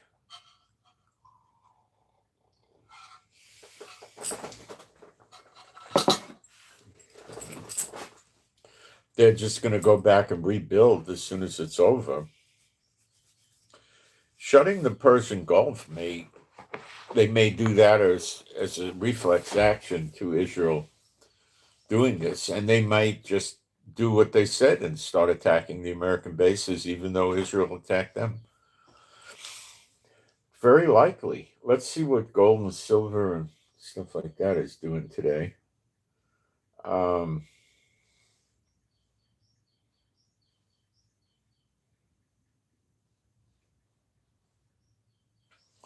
use Kitco, Kitco. Nothing spectacular. 49.21 right now on gold and 74.97 on silver. So it got pushed down and it's staying around there. It occasionally goes up to 5,000 and a few dollars and then drops back, Not that I ever would say buy platinum, but it's down to $2,009 an ounce. So maybe they'll get more involved in platinum watches, but platinum is a very hard metal, so that's good for a watch. It's a very heavy metal, so instead of using, like with the Rolex President, instead of using 4 point something ounces, you're going to probably use 6 ounces, so it adds the price up. But the platinum,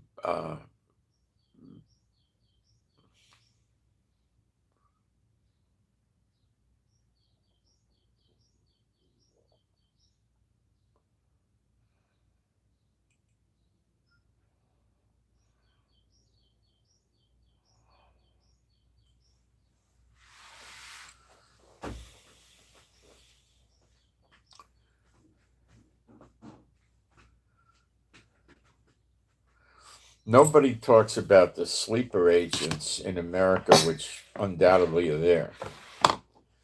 We don't know what's going to happen about that. Trump's latest campaign is to put pressure on China by making moves to cut off the sales of Iranian oil to China.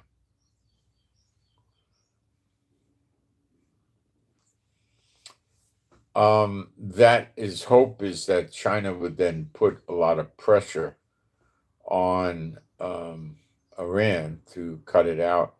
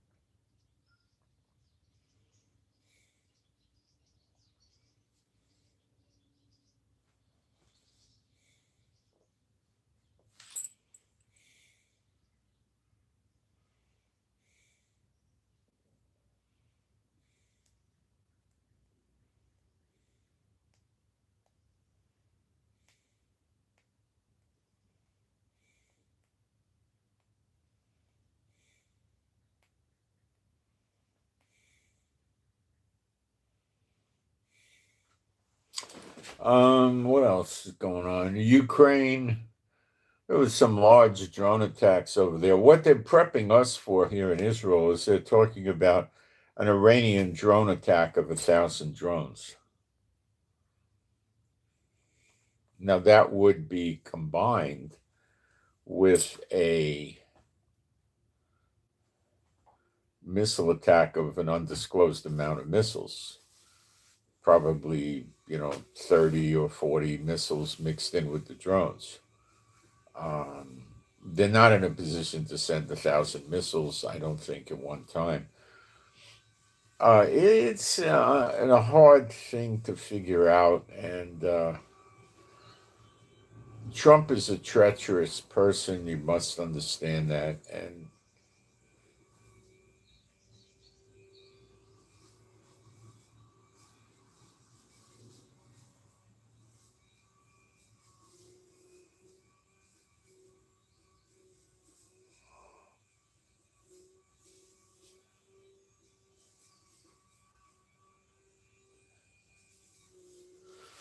so that's about what I got for today, guys. Keep you posted, and we'll see. So we've got pretty good coverage now in Facebook, and we're starting to get some action with Rumble. TikTok, I don't know. I'm still very interested if somebody would like to put the videos up on TikTok, my videos. You open up your own account in TikTok and put them up, but the question would be that if that's good, because TikTok's the land of the shorts. So it's probably better if somebody would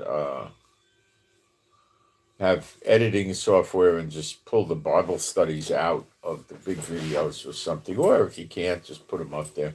Instagram, I don't know what to do with Instagram. I don't think Instagram's for us. Uh, Telegram, we got covered. Telegram's not for new people. Telegram is you find your own audience and you bring it to Telegram, and that's it. X or Twitter, I've been there for many years, and they don't want to show my stuff to new people, and it's really tight. That guy Elon Musk, he's in the Epstein files, by the way.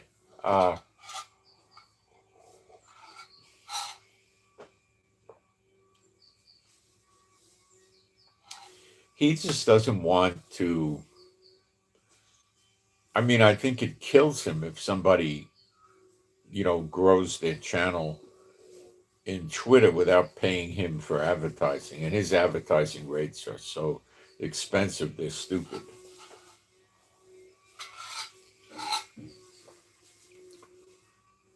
So the problem and I'd say it's probably at least a year old,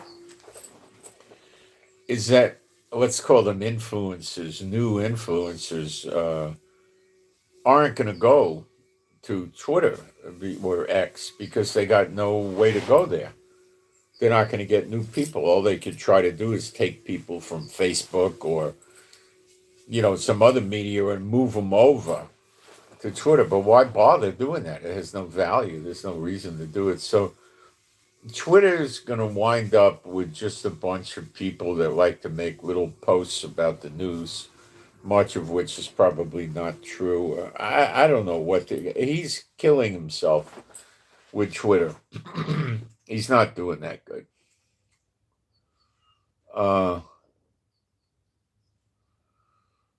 I think his artificial intelligence is going well, his Grok program. And he could be making so much off of that, he doesn't care much about that.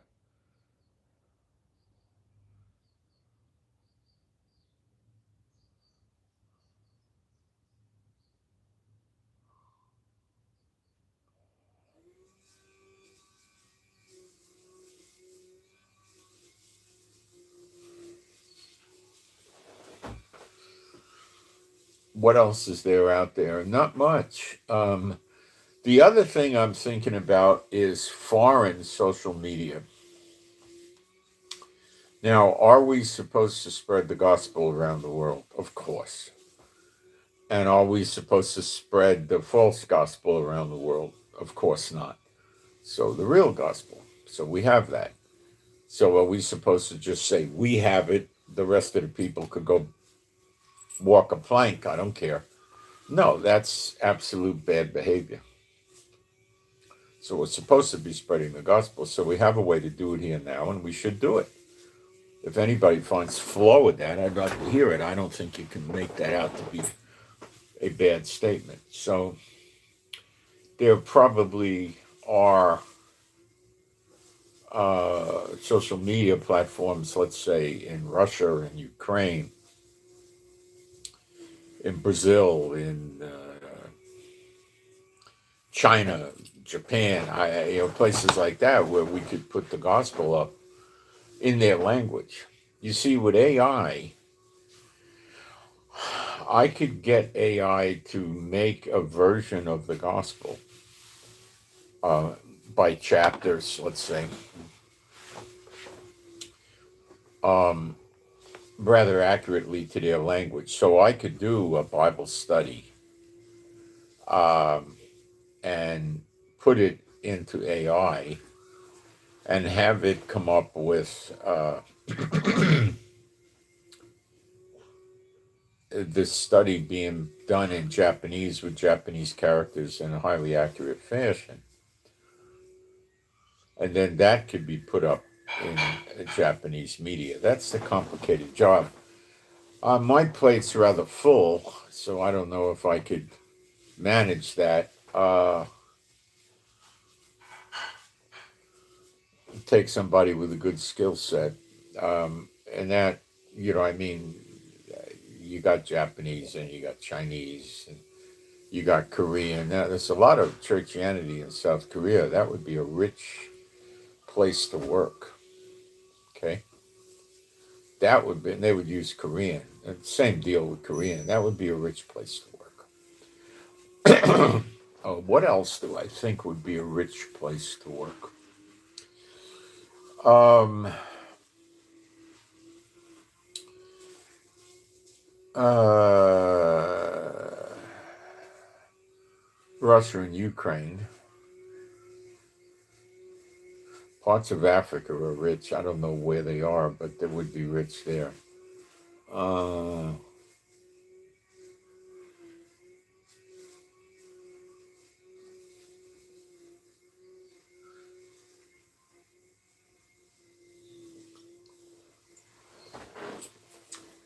where else can you go? I think parts of Central and South America would be great places to work. They have a lot of churchianity down there. Specifically, which countries? Well, I think Brazil would be a good one to go after. And I think Argentina would. Maybe Colombia. I don't know. Uh, Africa, I know Ghana, that's about the only one there. I know South Africa would be a good one to go after. Narimbi, I don't know, that's near South Africa. That might be worthwhile. We might meet people that got pet elephants, and cheetahs. Uh, People in parts of Africa to this day will still use cheetahs, have them like a dog. They take them in the car with them, they put a leash on them. They start with the cheetah when he's this big, and they will domesticate. They'll domesticate like a house dog, but they're never going to be a dog. You're never going to make a cheetah into a dog.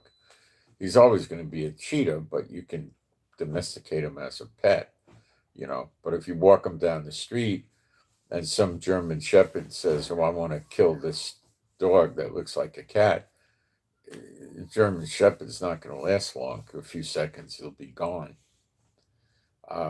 Cheetahs have claws. They just don't retract. So the cheetah can go like that, and then, he's got incisors that are probably about that big, and they got plenty of jaw pressure, and they're so fast. Not just fast in running, they're going to be fast if they're going to strike. It's going to be a jump. So you don't want to have any dog try to take out your cheetah. Now I know there's certain dogs that could do it. A Neapolitan Mastiff, a nice 125, 140-pound male, could probably take out a cheetah, but what's left of the dog when that's over? And why would you want to kill a cheetah anyway, But they make them they have them as pets. I don't know what the value would be in having a cheetah as a domestic pet. I mean, other than the cool fact that, hey, I got a pet cheetah. I don't know. I think dogs are meant to be, they're very good for pets. I don't think the cats make good pets. I don't think the cats would bond with you anywhere near the extent that dogs bond. I don't think they're capable of it. I really don't. The only thing I think they're going to bond with is another cheetah that came out of the same litter as them. And they might hunt together, two brothers or something like that. But when they have a mate, they'll mate with the female, and then they get lost. The female gets hormones changed after she's been mated, and then she's not interested in mating in anymore, and then he hits the road. And then she goes about her business, because they're pretty solitary. She goes about her business, and then when the time comes, she has the litter and raises the litter. It's rough on her. And that's what happens. So they're kind of cold-hearted, All the cats are. I don't think they're really going to get... I mean, I think dogs genuinely love you. And I think dogs really view you like as a parent or some sort of thing like that. A pack leader, but more or less a parent is a pack leader too. Something like that. Because you meet their needs. You, like a mommy dog grooms the baby dog. Well, when you pet them, they think it's like the mommy dog grooming them, right? Okay. Um, you don't lick them like the mommy dog, but you still pet them and make them feel good. And the licking stimulates the baby puppy and makes them feel good. So you're doing that with your hand. You don't need the water to do it from the tongue, okay? And you feed them like the mommy dog would feed the baby dog with suckling. So you feed them. Food is food. You feed them. The mommy dog protects them, and you kind of protect them. And you keep them out of the harsh environment. They're not out in the snow and the rain and the freezing and the heat. They have shelter. They have water. They have food. Most of you have them in the house, and so they have a name. They have a house. They get food every day. They get water every day. They get affection every day. So you're their parent. But I don't think you're going to instill that on a cat. I don't think you can do that. I don't think so. I don't think they're going to go for it. No. But people are successful with those cheetahs, I'll tell you that. I don't think you could try it with a leopard, although a leopard could be pretty small. I mean, you could probably find a small female leopard that's maybe 90 pounds, 80, 90, 100 pounds. And you ain't going to domesticate that leopard. You know what I think they actually do domesticate? I think it's called the jaguar. The big cat, that's not that big. It's about 200, 220 pounds. They're tough. Man, are they tough. And I think those things can be somewhat domesticated too. But you can't take a 220-pound cat has the muscle power of probably a 400-pound, 500-pound dog. You can't control it. You don't go out on a leash with that thing.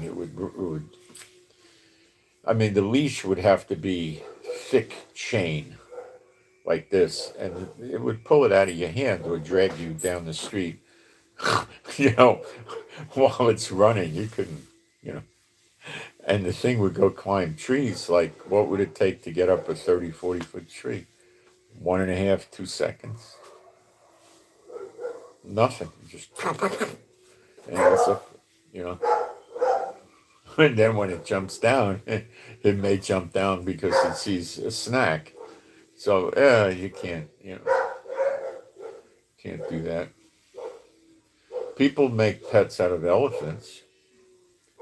I suppose if you don't mind giving the elephants 70 pounds of food a day or something like that, they might have some kind of affectionate relationship with you, but with the size difference, and it's going to be pretty limited, you know.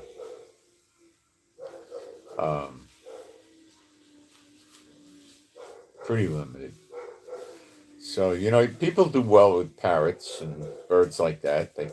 But you can't cuddle with them, and they're not that kind of a pet. They can interact with you a lot, and they really develop a bond with you.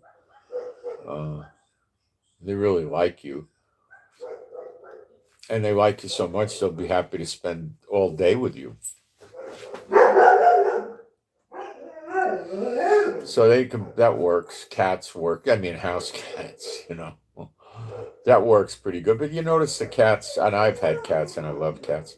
And I wish I could have more cats, but my wife's allergic. Cats are more aloof to you than a dog. You know, they're like way more independent. They don't get. I don't believe their emotional system is as highly developed as a dog, and that's why the cats don't bond with you the way a dog will. Dogs really love you. Dogs really like you, and they're really happy to know you and be with you. They really are. When you take them out, what a lot of times what the dog is doing is he's showing you off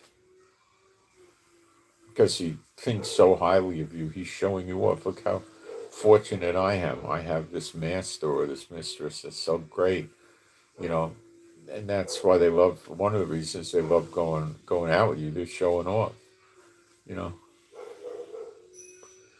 So they're way different, you know, way different than a lot of other. There must be other. I know rabbits don't get too far with you. I had rabbits. They're pleasant enough, but they're also really shy, and they don't really bond with you, and they don't really interact with you. I mean, they might let you pet them, and they go on your lap and stuff, but they're not really into you. You know, a squirrel can be more than a squirrel can get interested in being friends with you, or a chipmunk. They'll get friendly with you. They'll be friendly with you.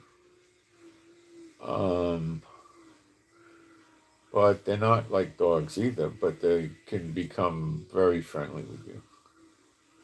I don't know what else. I've known people that had snakes as pets and nothing. Turtles, snakes, they don't, they barely know you're there. They don't have much to do with you. Uh,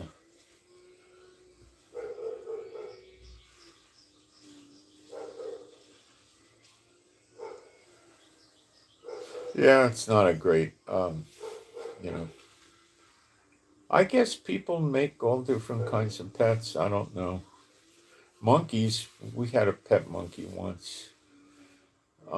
They do bond with you. They get real close with you, but then they get very demanding. But they will really bond with you, and they'll spend the whole day with you. Um, they're really close with you. They'll follow you around, and yeah, they do. If you like monkeys, you can have a good time with them.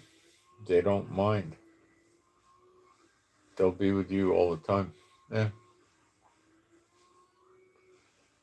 I don't know if you could go outside with them like they do in Hollywood, but like in movies, people have pet monkeys they take with them, but I'm not so sure that works. Usually in India, they do that, but in the movies, I don't know. So,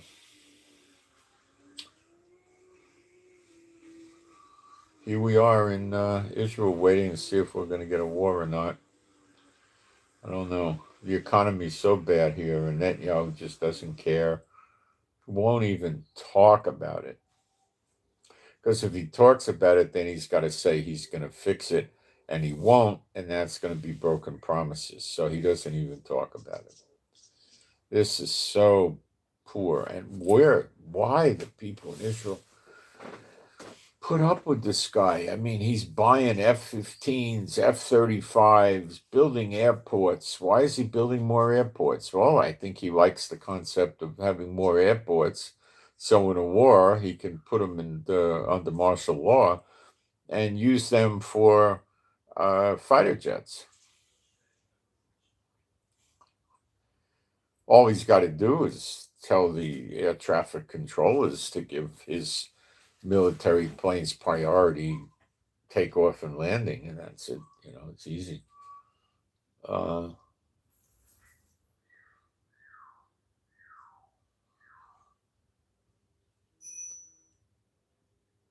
I'm not fond of his policies. He won't do the hospitals. The Israeli hospitals need a lot of work, and upgrades and stuff like that. And there's a lot of uh,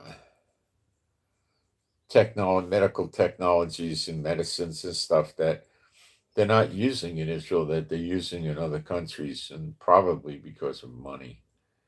Um,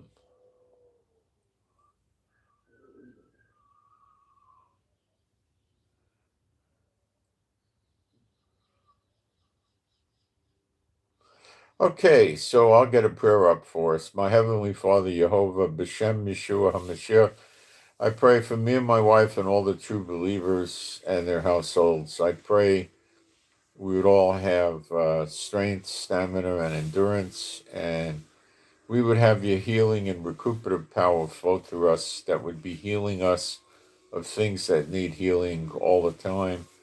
And I pray for us and our animals and pets that we would be safe and secure and happy, healthy, and whole. I pray that those of us that need to find a job would find a good job. And those of us that need to find customers and clients to grow a business would be successful in finding what they need to grow the business and keep the business growing and successful. And I pray that our knowledge of the scriptures would increase. And I pray that we would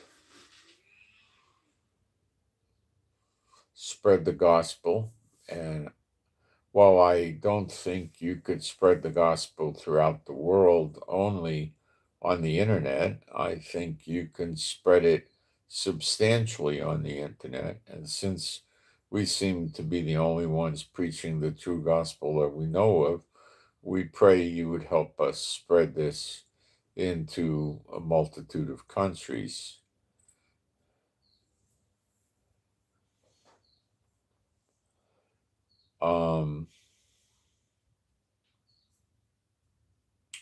And I pray you help me work through the healthcare and the welfare system, private and public, here in Israel. And I'd appreciate if you guys would pray for that too, that I get the Lord to help me carry me through the public and private healthcare welfare system here. I'm working on that now. So far, it's been going okay. And I pray that I also would pray that we don't suffer a lot of damage in any war anymore. Although the leaders of the world, including our own fearless leader, Netanyahu, don't seem to mind us taking damage. I do, because you'll all be living here. And the more damage we take, the more repairing we all got to do. So I'd rather see it stop. But it's God's will, not mine. But I think we could certainly pray for that we don't get any more damage.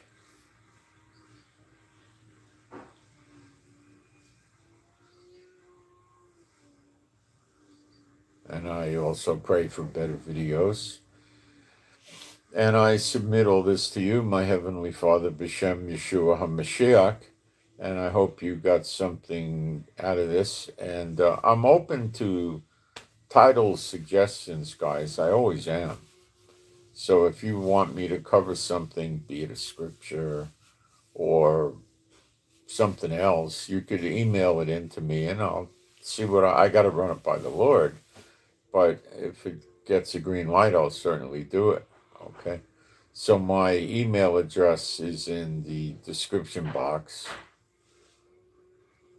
It's the last line down. It's Israel Giving with the number 7 at gmail.com. So it's Israel Giving, one word, with the digit 7 at gmail.com. If any of you need to talk about some issue you're having or some scripture issue or something like that, you can get a hold of me by email, and we could set up a WhatsApp or some other type of communication if you need to.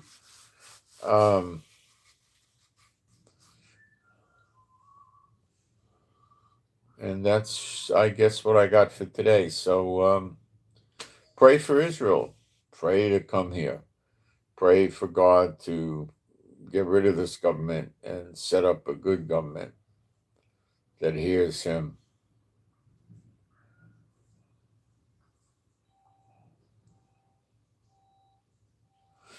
And I send my shalom to all those who love Yeshua HaMashiach. I'm out. Thanks, guys.